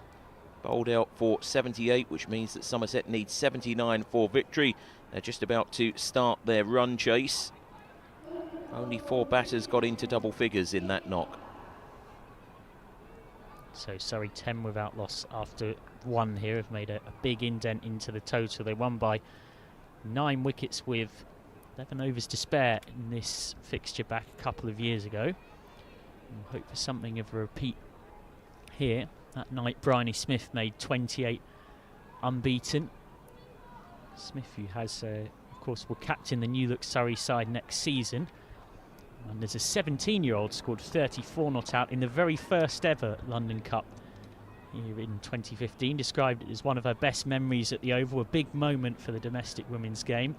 Decent crowd in and a pretty close game that Middlesex shaded that night. It wasn't until 2020 that Surrey got their hands on the London Cup for the first time, but right now they're the holders. Middlesex have got all the work to do, but they've got a wicket. They really needed that. Middlesex have a breakthrough. Full, straight, and a bit too good for Rhianna Southby on that occasion, so Southby has to go for just 1, 10 for 1, and Kate Kopak, the experienced Middlesex and Sunrisers right arm quick, produces the goods first up. Well, you have to say that's a great delivery. She's really bent her back. We're just going to get the opportunity to see it again. Real pace. And too good on this occasion for Southby. Well, that's exactly what you want from one of the star bowlers of your attack, the experienced 29-year-old, right on the button. And if Middlesex are to find a way to defend this, we need a lot more where that came from. So out to the wicket walks Kirsty White, the Surrey vice-captain, experienced 36-year-old, made a Surrey debut way back in May 2012. Joining Surrey after the best part of a decade in the setup at Hampshire, is known as a big hitter at the top of the order. Will look to be naturally aggressive here and try and counter-attack in the power play. Kopak has a deep square leg and a deep third with a 6-3 offside field, clearly signalling intent to not be straying anywhere near the pads of White. Yep, racing in down the hill. Her tail's up now. Kopak's driven tentatively by White for no run. And it's exactly what Middlesex needed, and probably what the game needed. As much as we'd like to see Surrey win this game, and we're still confident that they will be able to do so, Middlesex making that early breakthrough gives them the opportunity now to make a real game of it.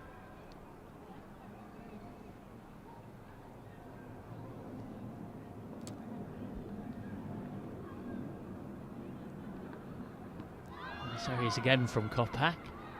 Briefly appealed for LBW before realising and thinking better of it, but pushing and testing and probing exactly what you'd expect from a bowler with her excellent CV. Has history in the London Cup as well. Took 3 for 27 as Middlesex won the 2021 edition.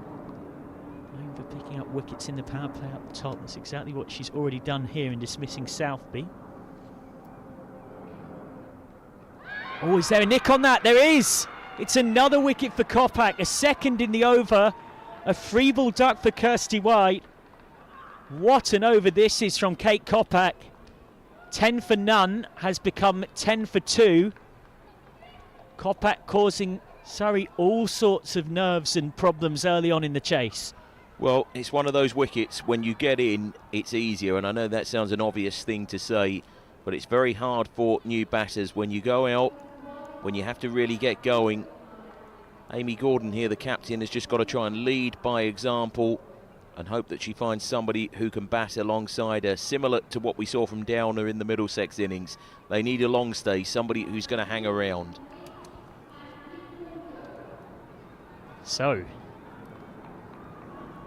Middlesex will believe that they can make this a low-scoring thriller, and they're showing every signs in this excellent Kopak over of doing so. Out comes Maddie Blinkhorn-Jones, who scored 117 against Middlesex in a 50-over game last May, which Surrey won comfortably by 161 runs. Blinkhorn-Jones here is just pushing with a straight bat to Judge at mid-wicket. No run. You could visibly see the delight from Middlesex, particularly after that second wicket, when you know you haven't batted well collectively. There's nothing quite like a couple of early wickets just to get that sense of belief and momentum back into a group.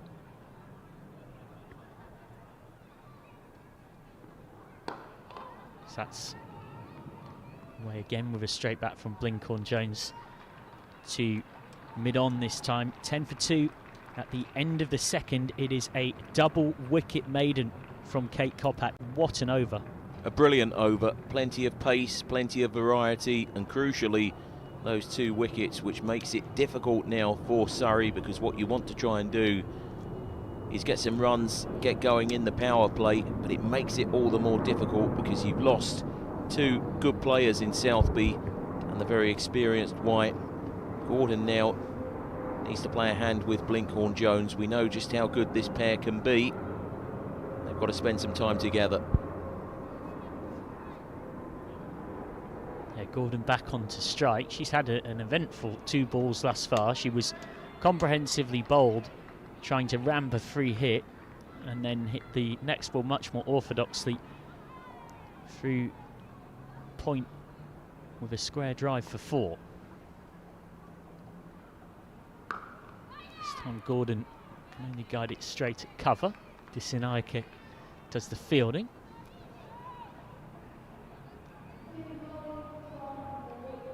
Routledge is on. See Routledge, who made just 1 with the bat earlier on. Such an impressive all-rounder for Middlesex. Just nibbled away, working with the spin of Routledge. Gordon gets 1. Managed to just escape between the 2 close onside fielders.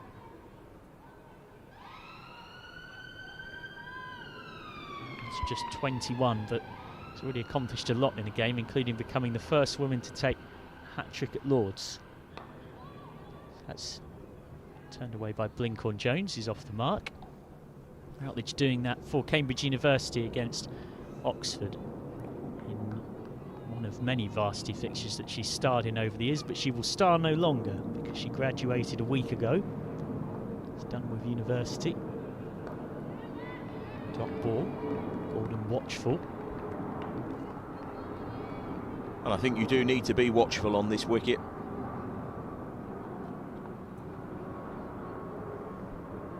Down the track, and at cover point, hit hard and dropped. Disinaike does the cleaning up. There was a brief prospect of a run out at the bowler's end. It's all happening. Gordon survives and gets 1. Struck very firmly on the half volley. Well, it saved 3 runs, in fairness. Played with caution by Blinkhorn-Jones for no run. End of the over. 13 for 2 of 3, so 3 runs off that, and Routledge potentially a touch unlucky to not pick up a wicket as well. Gordon and Blinkhorn-Jones looking to stabilise. Maddie Blinkhorn-Jones, who they're particularly proud of here at Surrey, came through the Surrey pathway. I've combined batter and pathway. Came through the Surrey pathway. Natural top order player. Really came of age in 2021. Playing for Surrey and in other age group games, and broke into the South East Stars Academy around that time. And then was impressed in regional cricket as well. Best of 77 for the Stars against Sparks at Guildford last July in a 50-over game. For now she's watching her captain Gordon face up. Gordon is playing nicely enough against Kopak, out to extra cover. Required run rate not a problem here for Surrey. We could end up with one of those slightly almost old school games of runs versus wickets. Yeah. In terms of overs not really being a problem for Surrey here. It's hard to imagine them not getting the target if they batted through the full 20. Kopak again, uncharacteristic wide from Kate Kopak. First mistake of the night from Kopak. She's been absolutely superb from that pavilion end, but just straying in line. Indeed, it is the first run she's conceded. Every other ball has been right where you'd want it.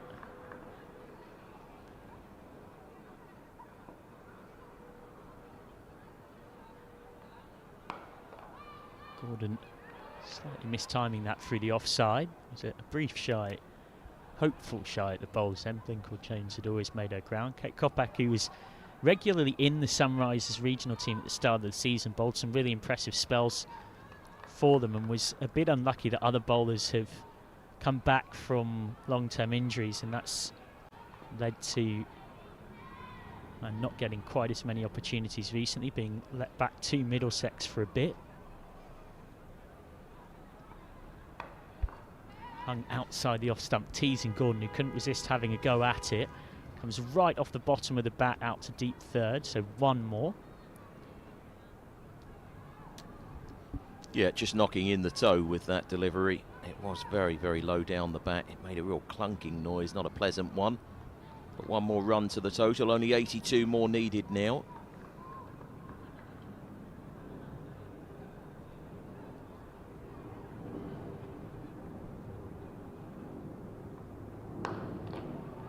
Jones with quickly taken single, scampers through. Remember, of course, you can watch Surrey here plenty of times next season. You can see the South East Stars here this Saturday. And Calvert will be continuing her role from Director of Women's Cricket for the South East Stars and moving into that role with Surrey as part of the transition. Short, straight to mid-off. No run. Steve Elworthy, the Surrey CEO, saying that Emma's had a fantastic impact at the South East Stars and confident in her ability to lead the new professional team at Surrey. She'll bring a huge amount to the playing team on the pitch, fostering an exciting brand of cricket, and will continue to champion the personal and physical well-being of the group and the pathway. Everyone at the club is very excited about having her and the team as part of the Surrey family, and are already planning for the arrival of the entire squad. No mean feat, that in terms of the work that is being done behind the scenes, of course. Great work in that regard. End of the fourth over, 17 for 2, 4 runs off it, and that's a bit of a mini win from my perspective if you're a Surrey supporter watching this, because they've managed to get through a Kopak over. They've nibbled 4 runs off it and haven't lost any more wickets. Yep, that's a very good understanding of this match situation. I couldn't agree more. Kopak really is the bowler, and you need to try and make sure that you avoid getting out to her. The scoreboard just comes up, both Southby and White, victims of Kopak, who's been very, very impressive. Gordon building, 7 from 11. Blinkhorn-Jones giving good support, 2 from 5. Routledge is back on and appealing. Umpire wasn't interested, keeper wasn't interested. Normally if keeper and bowler are not united, that tends to be a sign that appeal doesn't have quite as much going for it as the fielding side might like. Oh, Gordon only just kept that one out. Good again from Routledge, who conceded just the 3 from her first over Izzy Routledge. You can see that one nearly getting through. Gordon ends up in a very awkward position, having jumped to the legs side. This time is sweeping. Short fine leg does the fielding, but that's good alert backing up from Blinkhorn-Jones. Knew that she had the danger end and got through okay. Yep, she quickly scampered through. That's been an impressive part of this innings so far from Blinkhorn-Jones, the running between the wickets.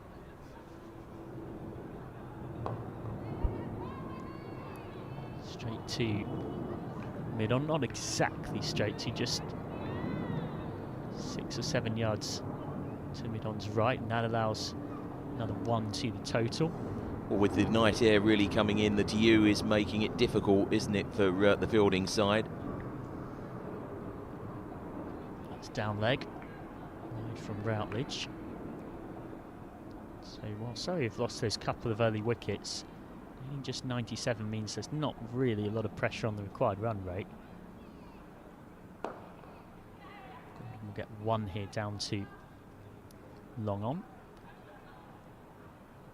Field changing for Blinkhorn-Jones, who's got a square leg and a mid-wicket out, opposed to the long on that Middlesex had for Gordon. Smashed away, and it is almost straight to mid-wicket, taken on the bounce. Bit of fortune there for Blinkhorn-Jones. She timed the heck out of that, but had she hit it any harder, would have presented a relatively simple catch in truth. End of the 5th over, 22 for 2, 5 coming off that one. Well, it's always a difficult one for the fielder. Do you stretch forward? Do you look to try and take the catch and then it goes for a boundary? You never know in a close run chase just how crucial those runs might be. So I think maybe it was the wise decision. We just see the worm coming up on the screen. As Michael mentioned, no such concerns for Surrey. They've just got to make sure that they keep chewing up the balls, keep accumulating the runs, and they'll get to where they need to be. There's going to be a change of bowling here. Very much looks like Layla Judge is going to come on here. Little change in the field. Judge just having a word with the captain. Talented 21-year-old who moves the ball away from the right-hander. Yep, we saw her bat, right-hand batter. In fact, we didn't see her bat, but she's a left-arm bowler, and this one's very wide and lucky to get away without the umpire just signalling that it will be called a wide, angled right across the batter. But that is a sign of what to expect. As mentioned, she will conventionally move the ball away from the right-hander. Most left-arm bowlers from left-arm over the wicket tend to be shaping the ball back in, so she provides a different threat, very highly thought of in the Sunrisers Academy. Indeed, and you can see that she's bowling with good pace, getting in fairly tight to the stumps and bowling, angling it again across the batter. It's Blinkhorn-Jones who's on strike. She's going well, 4 from 9. Well, Middlesex will be all too aware of the importance of this partnership. You've got the skipper at one end and Blinkhorn-Jones, who has experience at the top of regional cricket with the Stars, facing up. It's harder to score runs from this pavilion end. We've seen it throughout, and it's certainly carried on here. Again, she does angle that right across. It's making it difficult for Blinkhorn-Jones. She's got a decision to make. Does she look to try and get right into it? Get that front pad across? Well, the keeper, Georgia Irving, is back. So there is the option for Blinkhorn-Jones to potentially bat out of her crease, which she's not really doing right now. She could take another yard down if she wished to. Easier said than done, of course. You're facing someone who's bowling pretty quick. Yep, she is bowling with wheels here, and she's on her way again. Bit of bat into this one. But again, the faster it comes, the faster it goes to the fielder at mid-on. You're basically trading off the ability to somewhat negate Judge's swing and try and mess with her lengths with slightly reduced time to react to it. Lou Poulter has just taken one on the knee there. She was fielding at mid-on, got him right behind it, which was the most pleasing statistic, but the difficulty is it was hard for her. Again, good bit of fielding here at straight mid-wicket, but they're through for one. It's pretty gloomy out there as well. It's a good thing the floodlights are on, because some very ominous dark clouds, but thankfully no rain, which for this summer so far has been something of a rarity. No concern for you, in fairness, in those light enhancers. You're looking very stylish. 23 for 2 the score. He knows how to style things, and so too does the batter. Very elegant from Gordon, who moves into double figures. Yeah, that's a clever touch shot. Didn't try and hit the ball too hard, just guided it away, and what was a very good over from Judge suddenly ends up going for 5, and that demonstrates to you how difficult it is to defend a low total like this, because Judge has bowled an excellent over there. That one boundary at the back end of it means that Surrey have got all they need, because 5 and over is all that they require. Yeah, so it's funny you mention that, because that was why I took them off for a second, just to see quite how gloomy it is out there. And you have got your 4 towering floodlight beacons, but I'm sure if the ball was hit hard and flat, particularly a white ball with so many white seats across roughly half of the Kia Oval, it might be a bit hard to pick up for fielders here. There is going to be another change in bowling, and Jenny Blofeld is going to get an opportunity now from this Vauxhall end. And that is the end of the power play. 27 for 2 of the 6 overs that we've had. Now this will be interesting. Blofeld, who joined Middlesex, came over from the Surrey system before she was 18. Is now 19 years old. And Blofeld is on her way and bowling that first one down the leg side, so she'll get the opportunity to bowl that again. Those of you who know your fast bowling technique will have spotted there. She bowls in swing off the wrong foot. Can be a very awkward proposition. I'm reliably told as well by her head coach Esther de Lange, she's got a bit of white line fever as a very competitive youngster. On her way once more and pushing down the track. It might well have hit the non-striker, but they're through for 1 anyway. A shy at the stumps. Wide it went from Layla Judge, and they're quickly through for the 1. Yeah, good teams back up, and Judge absolutely right to have a go there, particularly with a low total on the board. A direct hit run out can completely change the complexion of a game, and it might have been close had she managed it. Blofeld just moving her marker back a wee bit, and she's on her way.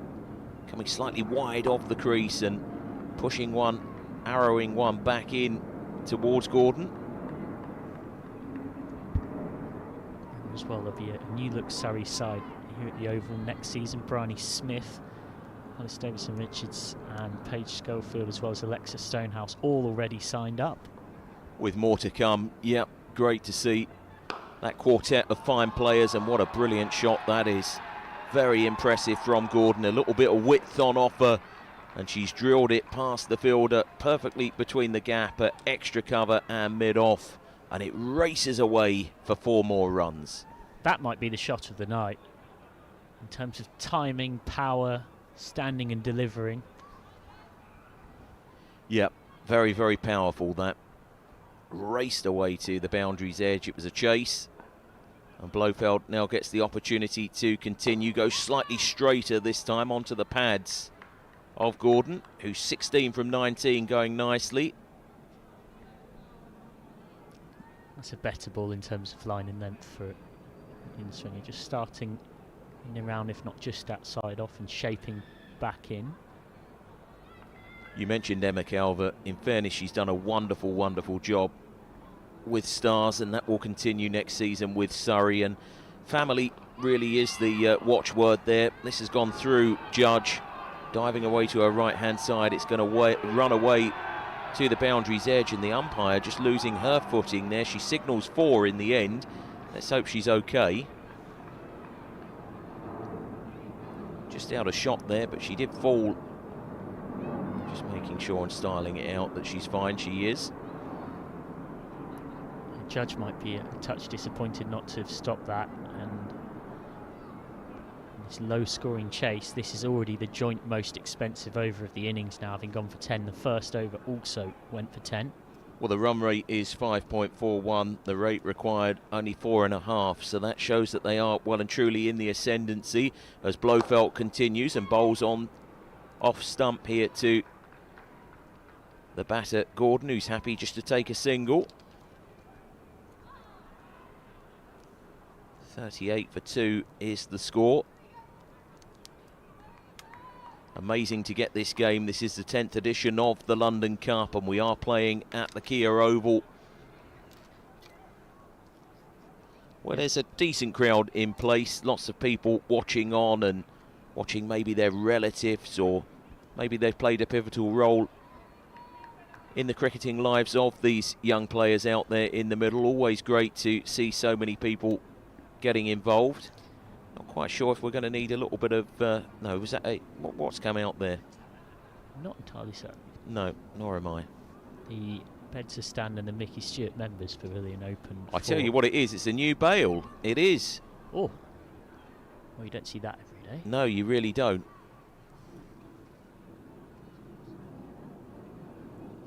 Yes, indeed. When it was returned in, it did hit the bail, and maybe we might have had a small problem there. Good work from the ground staff. They got it out nice and quickly. 38 for 2 is the score. We've had 7 overs, 13 overs to go. This is, of course, a 20-over per side match. Surrey need 50 more to win, Michael. Judge will continue. Frankly, would have been shocking to do anything but allow her to continue after that excellent first over. Yep, Judge has been good.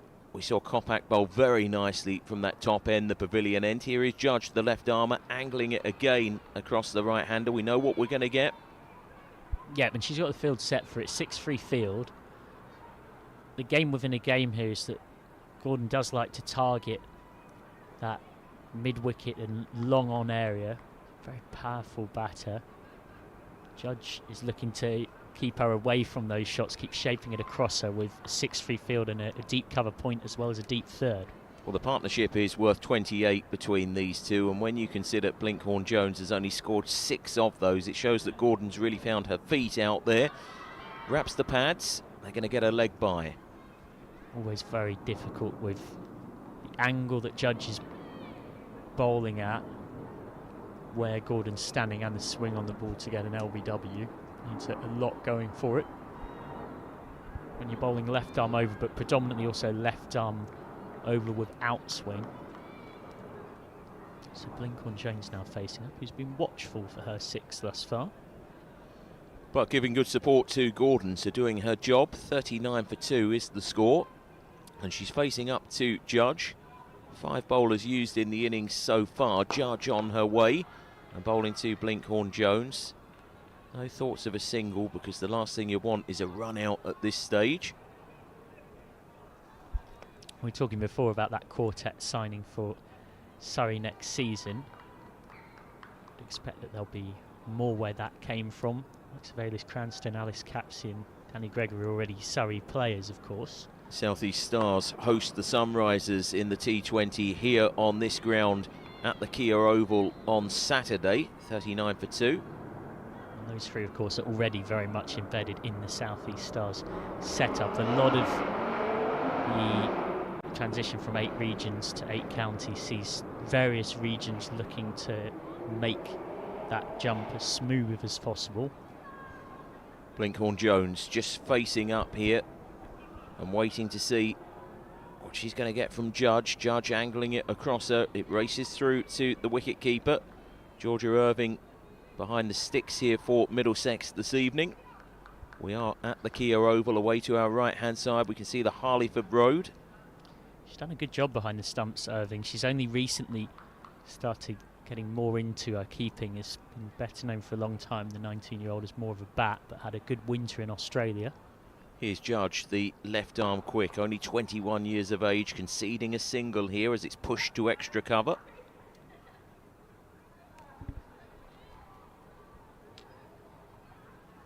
So just 2 off that over. It's another great over from Judge. She's really building pressure. Yeah, building pressure in a low scorer. Only 57 more runs required for victory. You've got to think to yourself, and you have to be aware that Kopak has still got a couple. You've got to try and see out Layla Judge, who's also been very, very impressive. But you can, of course, find scoring opportunities from some of the other bowlers. Spin to come into the attack, and spin was big part of what destroyed the Middlesex batting lineup, with Cooper and Cathcart both taking 2 for 13 of their 4. And with her quick leg spinners, which offer quite a unique threat, Rhianna Southby, who's been in the Sunrisers Academy in the past, has had opportunities with Middlesex, limited due to some injuries in recent seasons, but when she's out on the park and gets it right, can be a real threat, as can any leg spinner with their box of tricks. Well, let's see what Southby can produce here. Running up past the umpire at this Vauxhall end, the batter just has to wait. Into the covers it goes, where the fielding is carried out by Lucy Porter.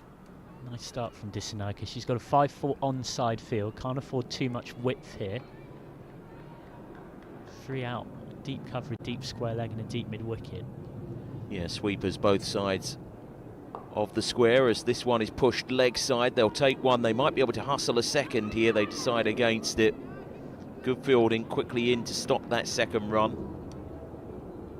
Yeah, absolutely no need to be taking too many risks at this stage of proceedings. Gordon comes back onto strike, seeing it nicely, 21 from 23, and facing up to the spin, pushing back down the track. Southby got a hand on it, stopped any thoughts of a single, doing her job.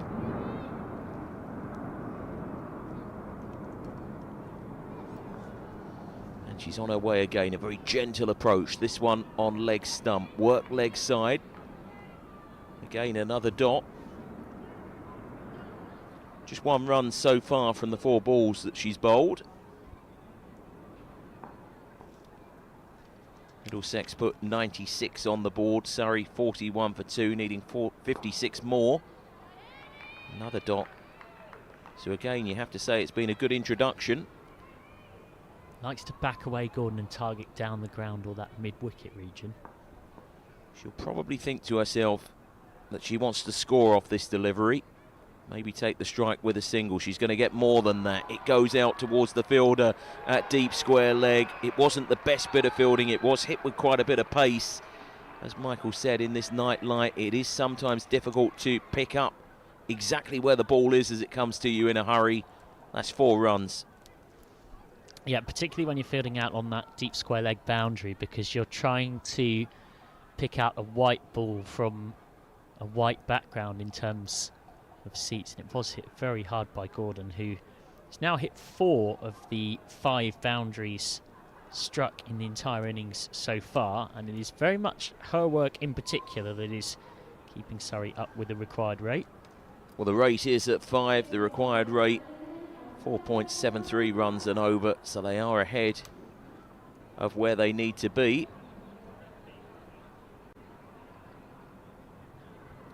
And it looks like Patel is going to get an opportunity here.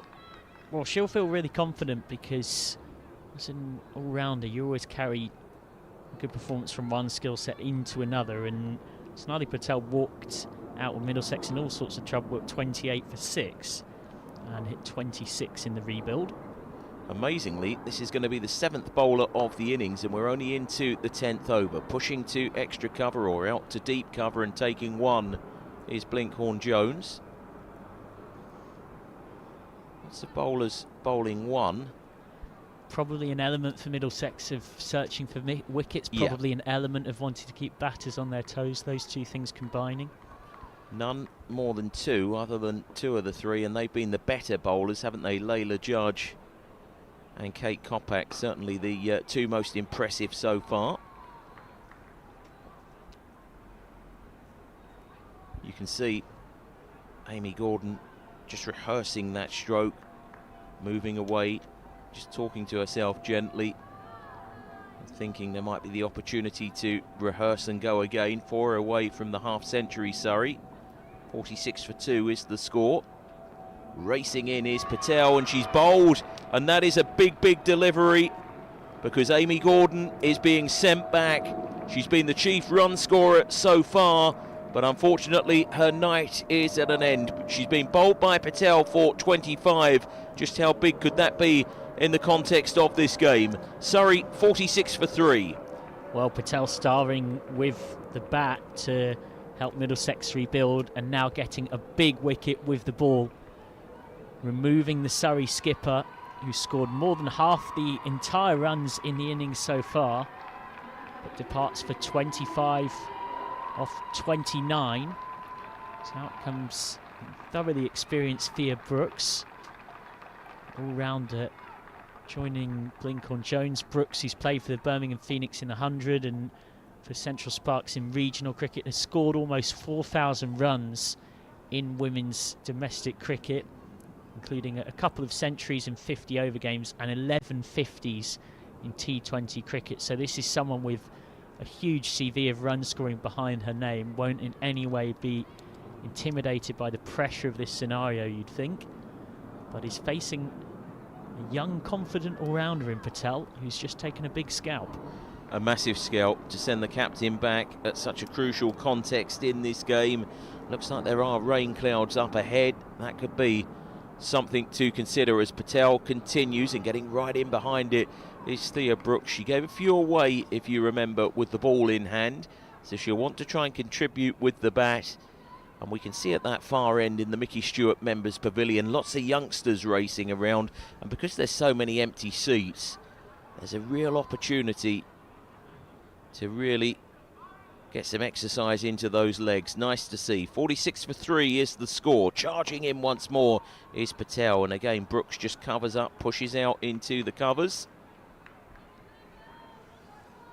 So one really interesting thing is that the clouds seem to be getting darker and darker, and we were meant to have quite a significant shower in and around now. Hopefully it doesn't come to pass, of course. And Surrey are near enough up with the DLS. It's quite tight, actually. Yeah, it is very tight, and that is something to consider. You don't want to lose runs, because the more runs that you lose makes it more difficult in terms of that DLS, and that could well play its part. 46 for 3 is the score. We're at the halfway stage. We know that Surrey require a further 51 more runs for victory. It's going to be a crucial next 5 overs in the context of this game, and Michael will talk you through them. Thank you very much. From what I can see on the scoreboard on the far side, it's got Duckworth Lewis as being at 49, which would have Surrey as 3 behind it right now as Blinkhorn-Jones faces up. She'd very much played second fiddle in that partnership with Gordon. Having been there for a while, she'll look to accelerate, you'd think, against Dissanayake. Gets at the short ball, not the best delivery, and will feel like she's missed out. She's hit that hard straight to short mid-wicket. You can see the shadows lengthening out there as well. The natural light is a long way to gone, in truth. It's not been the best day weather-wise here in London. Very much reliant on the floodlights. There's a slight misfield from Judge. Even if she'd have picked it up cleanly, Blinkhorn-Jones would have scampered home. Brooks on to strike, still yet to score.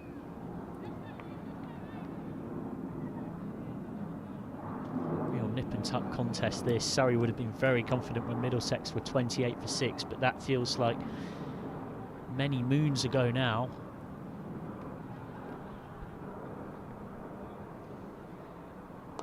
Horrible delivery. That's a double bouncer. That's one that Dissanayake will want to forget very quickly. Had pitched twice before the pop increase, as rightly signals a no ball by umpire Jarvis, and it will be a free hit, of course, to go with it. Ooh, and that's short again, and pummeled down the ground by Brooks, who will get off the mark with a boundary. Nothing Judge can do about it. Dissanayake just losing her rhythm. Surrey able to take advantage and able to go past the 50 mark in the process. Yeah, again, just short. A couple of quick steps to try and get towards the flight of the ball, and then put away with unerring accuracy. Nice straight drive there from Brooks. Oh, Anisha Dissanayake just got to refine her rhythm here. Not easy. That will be no ball as well. Again, pitching for a second time before reaching the pop increase. So it's a second no ball of the over. Will, of course, be a free hit. And this is the problem when you're defending such a low total. You only need one over like this, where a bowler just can't quite hit their straps, and target, or trying to defend that target, I should say, can get away from you very fast. That's over pitch, that's a full toss, and slapped away through extra cover. They'll come back for 2. So this over has already conceded 10, and we've still got 2 balls of it left. And momentum quickly swings, doesn't it, in low scorers? Sense that's what might be happening here. That's short again. Sniker just seemingly having that problem spinners can sometimes have. Just not quite releasing the ball out of the hand as you would like, struggling with her grip. So this is the joint most expensive over of the innings so far, with 1 ball of it left.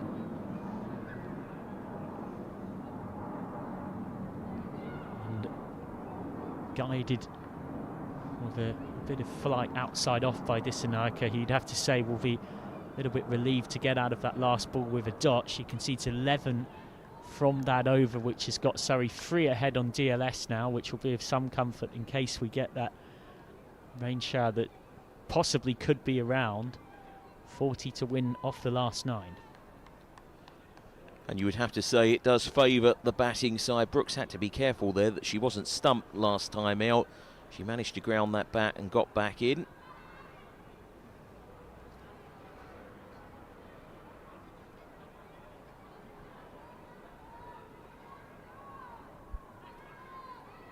So they only need tickle under 4.5 and over. Surrey. Patel to continue. Really bending her back on that one, but outside the blue line and called a wide.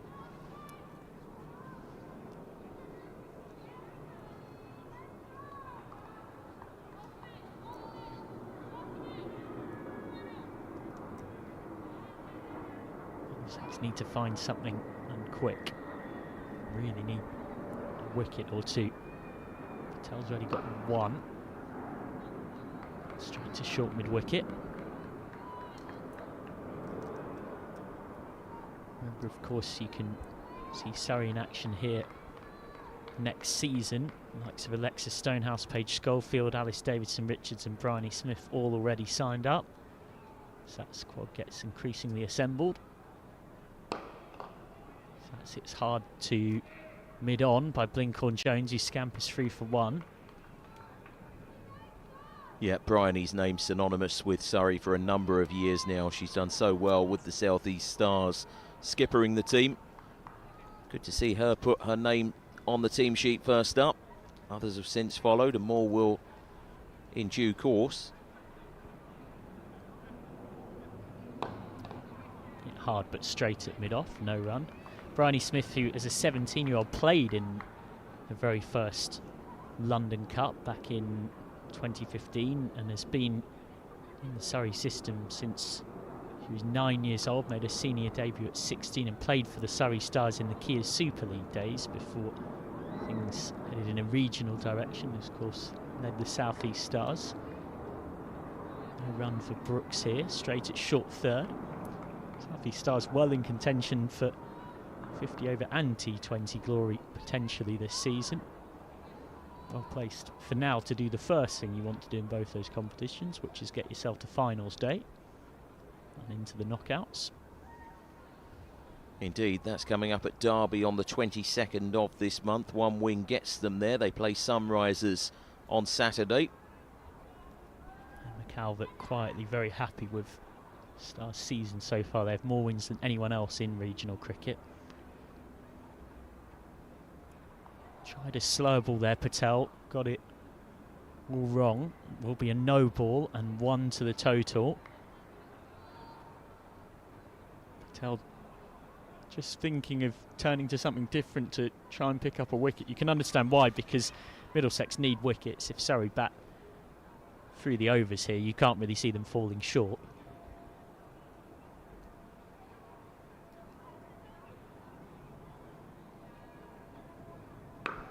Pushes that one through Patel.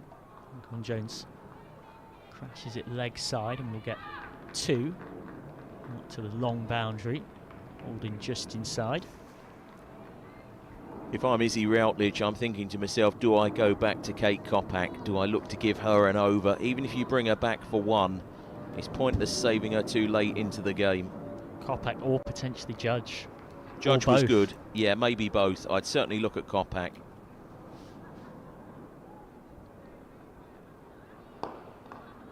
Blinkhorn-Jones will get a single here out to long on. And it's just quite accumulation that's all Surrey really need at this point. 64 for 3 off 12, so 7 has come off that over.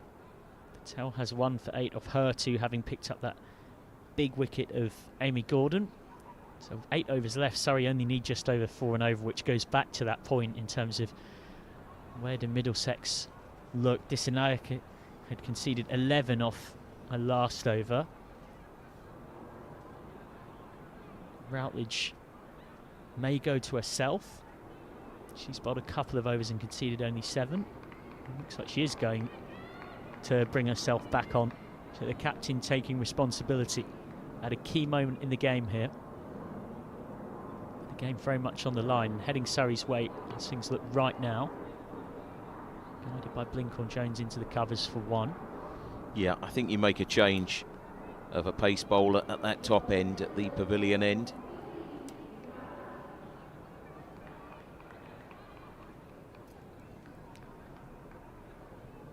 We've seen spin mainly operate from this Vauxhall Road end tonight for both teams. Jams down on that one, Brooks. Surrey looking to make it 3 wins from the last 4 completed London Cups. Very well placed to do so. Is inside out. Brooks is driving and driving handsomely for 4. Stayed leg side of the ball to free her arms. It's a pretty straight delivery from Routledge. It's hitting middle and off, but Brooks with a really clever bit of batting to get 4. Yeah, Brooks has come in and taken a lot of the pressure off of Blinkhorn-Jones. A second 4. Plenty of teasing flight from Routledge again, and the fielder at point has slipped and not been able to gather it. That means that Surrey will pick up another couple. Yeah, 2 bonus runs. No fault attributed to the fielder. The last thing you want to do is lose your footing there.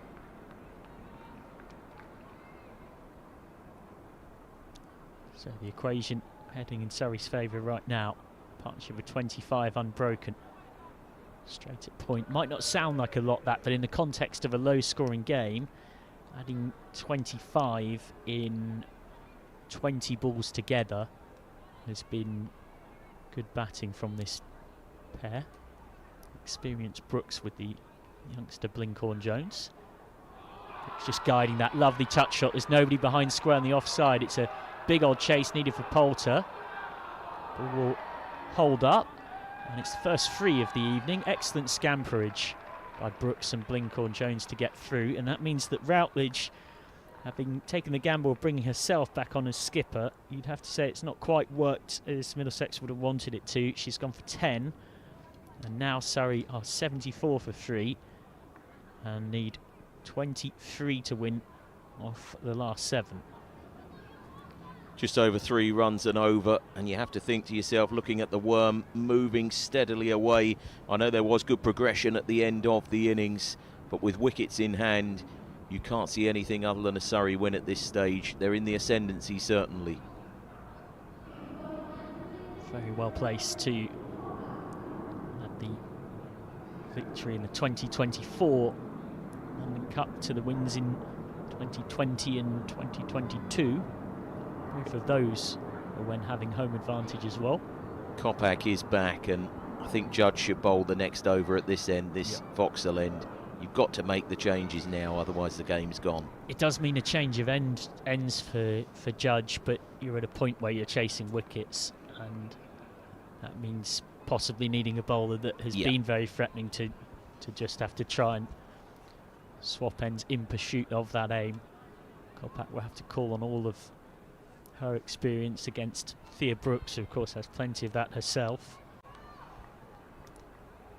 Brooks, who's also head of cricket and girls sport at Wellington College, and that's more than 4,000 runs in women's domestic cricket. We'll try and see off the threat of Kopak, who still has 2 overs left. 2 for 3 off her 2 so far. Kopak into the pads. Straying down leg though. But again, you can see just what a threat she offers, because she's got that additional pace and it pushes batters back. Kopak, who's played plenty of early season cricket very impressively at regional level for the Sunrisers earlier in the campaign. Brooks can just turn that one away. I think it came off her pad. Confirmed as such by the umpire. But not quite getting her line right with those first 2 deliveries.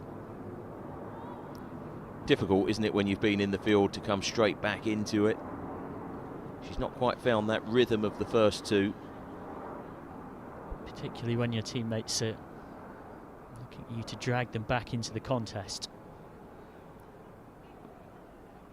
Again, that's down leg, and Blinkhorn-Jones uses the pace. Textbook leg glance, just flicked away. There was a deep backward square leg on the 45, but Blinkhorn-Jones got it much finer than that. A classical cricket shot, just nibbled it round the corner, and it runs away for a valuable 4. Well, she's been too straight here, Kopak. We talked up what a threat she's been throughout the innings, and that's fully evident to see. It's Blinkhorn-Jones' first boundary as well. Had accumulated 18 off 29 without one before that shot. Only find short mid-wicket there, but that also reflects a very mature innings from the 21-year-old, realising that there's been no need to necessarily try and play big, overly expansive shots and risk getting out. It's not what the situation has required. Always looked the case that if Surrey batted through the 20 overs without getting bowled out, they'd probably win the game. And so you would say it is proving, with the required run rate now under 3 and over. Blinkhorn-Jones goes aerial, could be gone. Is gone, has spooned it up to mid-off. Well, Middlesex needed to chip away, and finally they have in getting another. Very sensible innings from Maddie Blinkhorn-Jones finally comes to an end, and it's Kopak again, her 3rd wicket of the night. Blinkhorn-Jones trying to go up and over mid-off, was very, very early on it, spoons it up. A simple catch for the skipper Routledge, and that will give Middlesex some sense of hope as they try and fight their way back into the contest. Well, you say simple, and I agree with you, but in the context of a game like this, you know that you've got to make sure you hold on to those opportunities. So I think Routledge steadied herself well. 18 more runs for victory. You would think Surrey, but another couple of wickets, and who knows? Games can quickly change. It could induce a bit of dressing room middle lower order panic, which cricketers at any level can relate to, with players hurrying to pad up. Out comes the 18-year-old, Charlotte Stubbs, local of this region, the bowling all-rounder, born in Kensington, and will try give herself and Surrey a memorable night by seeing this home. Surrey, who, like Middlesex, are unbeaten in the 50-over championship so far this season. Middlesex have 2 wins from 2. Surrey have a win in their only game. Both teams in the T20 county competition have had both of their matches so far rained out. So both Surrey and Middlesex have not actually completed a women's county T20 game this season. Stubbs can only find point. Surrey have a win and an abandonment in the county 50-over competition. So that's the end of a successful over from Kopak. Concedes 5 runs and picks up a wicket.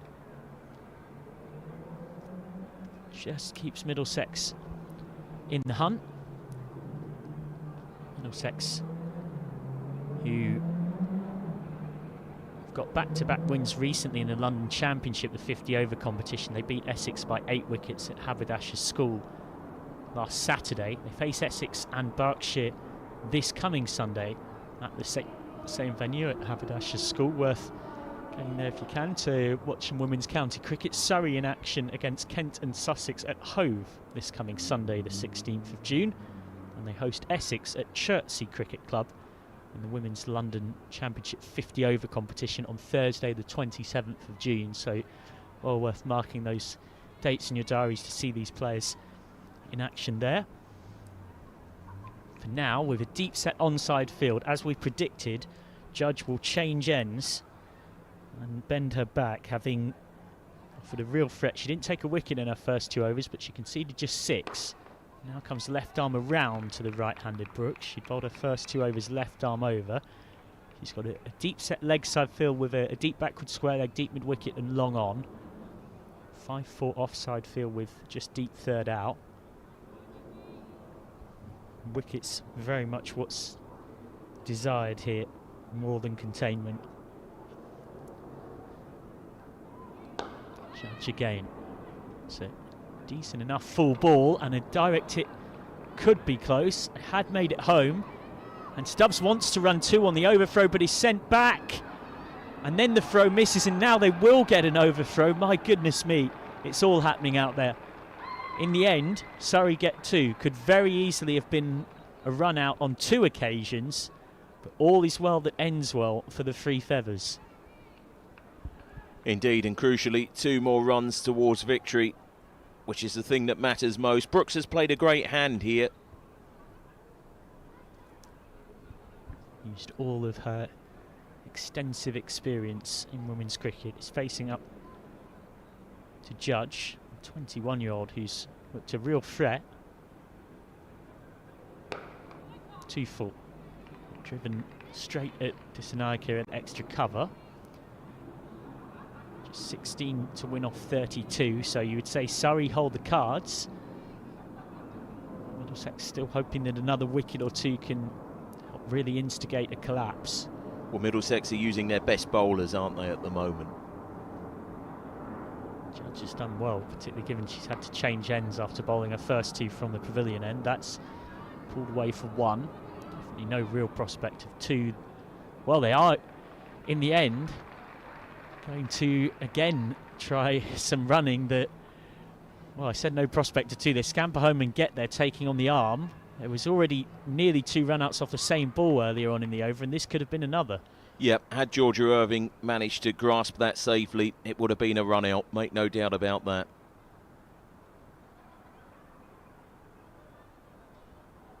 Yeah, we're not side on, but we were able to tell that pretty clearly. This is another tight single, shy at the bowler's end, and they get home for 1, so it's a little bit harum-scarum, the running between the wickets for Surrey in this over, but they've managed to pick up 5 runs from 5 balls, which is the most important thing for the home side.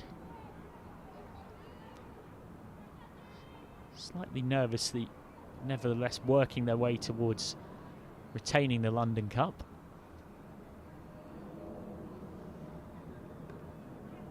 This just dribbles away into the onside and will be a more comfortable single to finish the over. 6 coming from it for Surrey. At the end of the 15th over are 85 for 4 and need just 12 to win off the last 5. Well, the positive is the weather gods have looked after us. And the good thing is, despite those clouds and they're ever darkening, you just think as soon as we finish, we might well have quite a downpour here. But the good news is at the moment, we haven't had anything to worry about in terms of the weather, and long may that continue. We're just getting an opportunity to see that Mickey Stewart Members Pavilion at the pavilion end here at the Kia Oval. It is a wonderful, iconic venue. Great to be here in Kennington for this game. The 10th edition of the London Cup. Surrey, as Michael mentioned, aiming to defend their crown, and at the moment they're good value to do so. They've got 5 overs to go, so 30 balls, and they need a further 12 runs for victory. Stubbs is on strike, just surveying the scene. She's going to be up against Kopak, who's bowled nicely, 3 for 7 through the 3 overs that she's bowled so far. Very, very impressive. Brooks at the other end. It's been a great hand from the experienced all-rounder. She's 20 not out. Onto the pads here, they're going to race through for a single. Kopak tries to stop it, but good running between the two batters, instinctively knowing that there was one there, and that's what they need to try and do, score where possible off Kopak. Well, Routledge is probably considering at this point, do you decide to bring anybody up? For now, it's still got 4 out. Does leave plenty of gaps for Surrey to simply accumulate their way to victory. Field that slightly has bets hedged, a 5-4 with 2 sweepers out both sides of the wicket. And facing up here is Brooks, 20 from 22. And just drilled low down towards the bottom of that bat, just managed to dig it out. Kopak has been the most express of the bowlers on show tonight.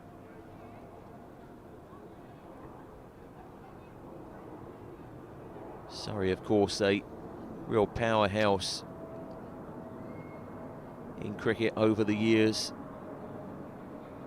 It's always a big opportunity for visiting players to come here to the Kia Oval, and this has been a good spectacle between these two teams, in fairness. We're going to go pretty much the distance. We wondered if that would be the case. 4 more runs here, just tickling it round the corner. It was a full toss. It raced away to the boundary's edge. Judge will give it chase, but it's well and truly gone for 4. And suddenly, as we get the opportunity just to rerun the fun, Brooks not missing out there. Well, you'd say from 32 for 6 halfway through batting first, Middlesex have shown a lot of fight to take this game as deep as it's gone. Absolutely. 27 balls to go, 7 runs required for victory. Here's Brooks facing up and driving the ball down the ground, but that's only going to go to mid-off, dot ball. But overall, Surrey head coach Jonathan Batty will be pretty pleased with what he's seen from his side tonight. Yeah, he knows this ground inside out. Of course, a former Surrey captain himself, Jonathan Batty. One of the game's good guys. 90 for 4 is the score. Here's Kopak racing in. And a no ball has been signalled by the umpire.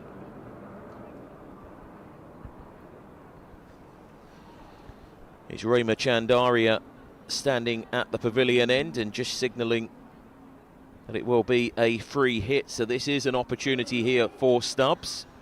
Worth reminding you again, South East Stars playing here at the Kia Oval this Saturday against the Sunrisers. A victory or other results going their way will seal their spot at T20 Finals Day. And both Michael and myself will be here for that. Looking forward to it. This has gone high up into the air. The fielder wanted to get near it, couldn't get near it. They're going to race through for a couple. Getting ever closer now. Just 3 more will do it. Brooks has done remarkably well here, a boundary, and we will be over for the night. Just a shade past 9 o'clock. It's been a good game. We've enjoyed it. Always wonderful to watch cricket at the Kia Oval. Driving down the ground and taking a single is Stubbs. Shy at the stumps, and that's painful.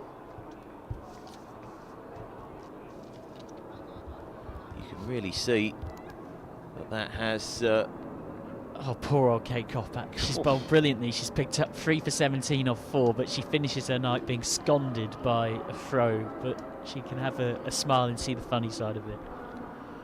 Yeah, confirmation of those figures. Very impressive. Good strike rate of 8, 3 for 17 through 4. Decent economy rate as well. It's been a low scorer. It's been a good thrilling game. But it looks like it's going to end with a win for Surrey. And that certainly was the hope and the aim. Just 2 runs required for victory. And there are still 4 overs in which to get them.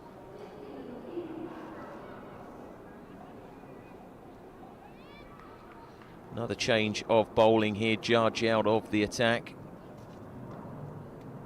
It is going to be the captain coming back in, just trying to play the ball into the covers here. No chance of picking up a single. Routledge into her 4th over. No wicket for 17 so far. She'll very much hope that she doesn't give away the winning runs, but Surrey so close now. Stubbs pushing back down the track again. She wanted a single, it wasn't there. And you could see Layla Judge quickly fizzing the ball back into the skipper. 4 to go in this over. Here's Routledge again. Can they take the single there? No is the answer. It runs to straight mid-wicket this time. It's going to be another dot. Getting ever closer. Just toying with us. 95 for 4 is the score. 2 away from victory. Just races past the outside edge this time. So Routledge bowling well in this final over for her, personally. There's still overs to go here. What can she produce? 4 dots so far. Driving the ball to the fielder at mid-off, and it's going to be another dot. Lucy Porter carries out the work. One of those curious passages of play in a game of cricket. Absolutely. Victory so close and yet seemingly so far. 1 to go here. Driving back down the ground. Was that an opportunity, a catching chance? Maybe. We might get the chance to see it again. All that matters is she's got right in behind it. Might have drilled it into the ground anyway. 95 for 4. That is the over complete, and that's a maiden. Very well bowled from the skipper. Good from Izzy Routledge. Izzy Routledge, very impressive, as she so typically has been with her offies across recent seasons for Middlesex and Cambridge University, and has, you would think, just delayed the inevitable. It shouldn't really be anything more than that. But great credit to her nevertheless for doing so. Yep, absolutely. It looks like Sonali Patel might be coming back on at that pavilion end. Just confirmation that that is Patel, who you can see in the middle of your screen. Well played to the ground staff for making sure we've got a game on here. Good as well from the 2 umpires, Julia Jarvis and Rema Chandaria. Always lovely to watch cricket. We mustn't forget all those behind the scenes, really adding their weight to this contest. Lovely to be with you on the live stream. It's always a pleasure. We don't take it for granted. 2 more for victory. Surrey so close. 95 for 4 is the score. Brooks driving down the ground to mid-off. No chance of a single. Still, the wait for victory is going on. Esther de Lange's Middlesex certainly showing no mood to give Surrey victory cheaply. Into the 18th over. We've got 17 balls to go. 2 more runs needed. This races past the outside edge. Good from Patel. Very much a side that embody the philosophy of their coach as well. Esther de Lange, the Netherlands all-time top wicket taker, one-time Netherlands captain as well. Has taken over this Middlesex side today and have shown a lot of the fight and character that she used to show on a cricket field once upon a time, coming back to push Surrey close. Patel made her debut in 2018. She's played for the Sunrisers as well. They're going to race through for a single here. A shy, and it would have been a wicket, make no doubt about that. There was the big run-out opportunity. You could see just looking to try and take aim. So close, but 1 run closer. The scores now are level. 1 run does it. Stubbs is on strike.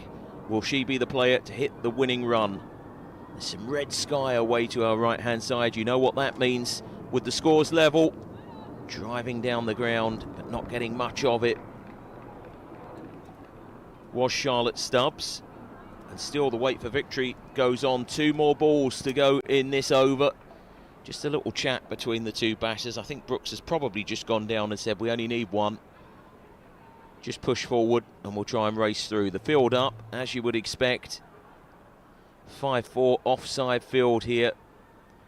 As Stubbs faces up once more, makes a bit of room, pushes it to the fielder at third. They're quickly through. There is a shy at the stumps. It hits, but very impressive from Brooks. She knew that she was running to the danger end and was safely through. And this 10th edition of the London Cup has ended in victory for Surrey. They've successfully defended their crown.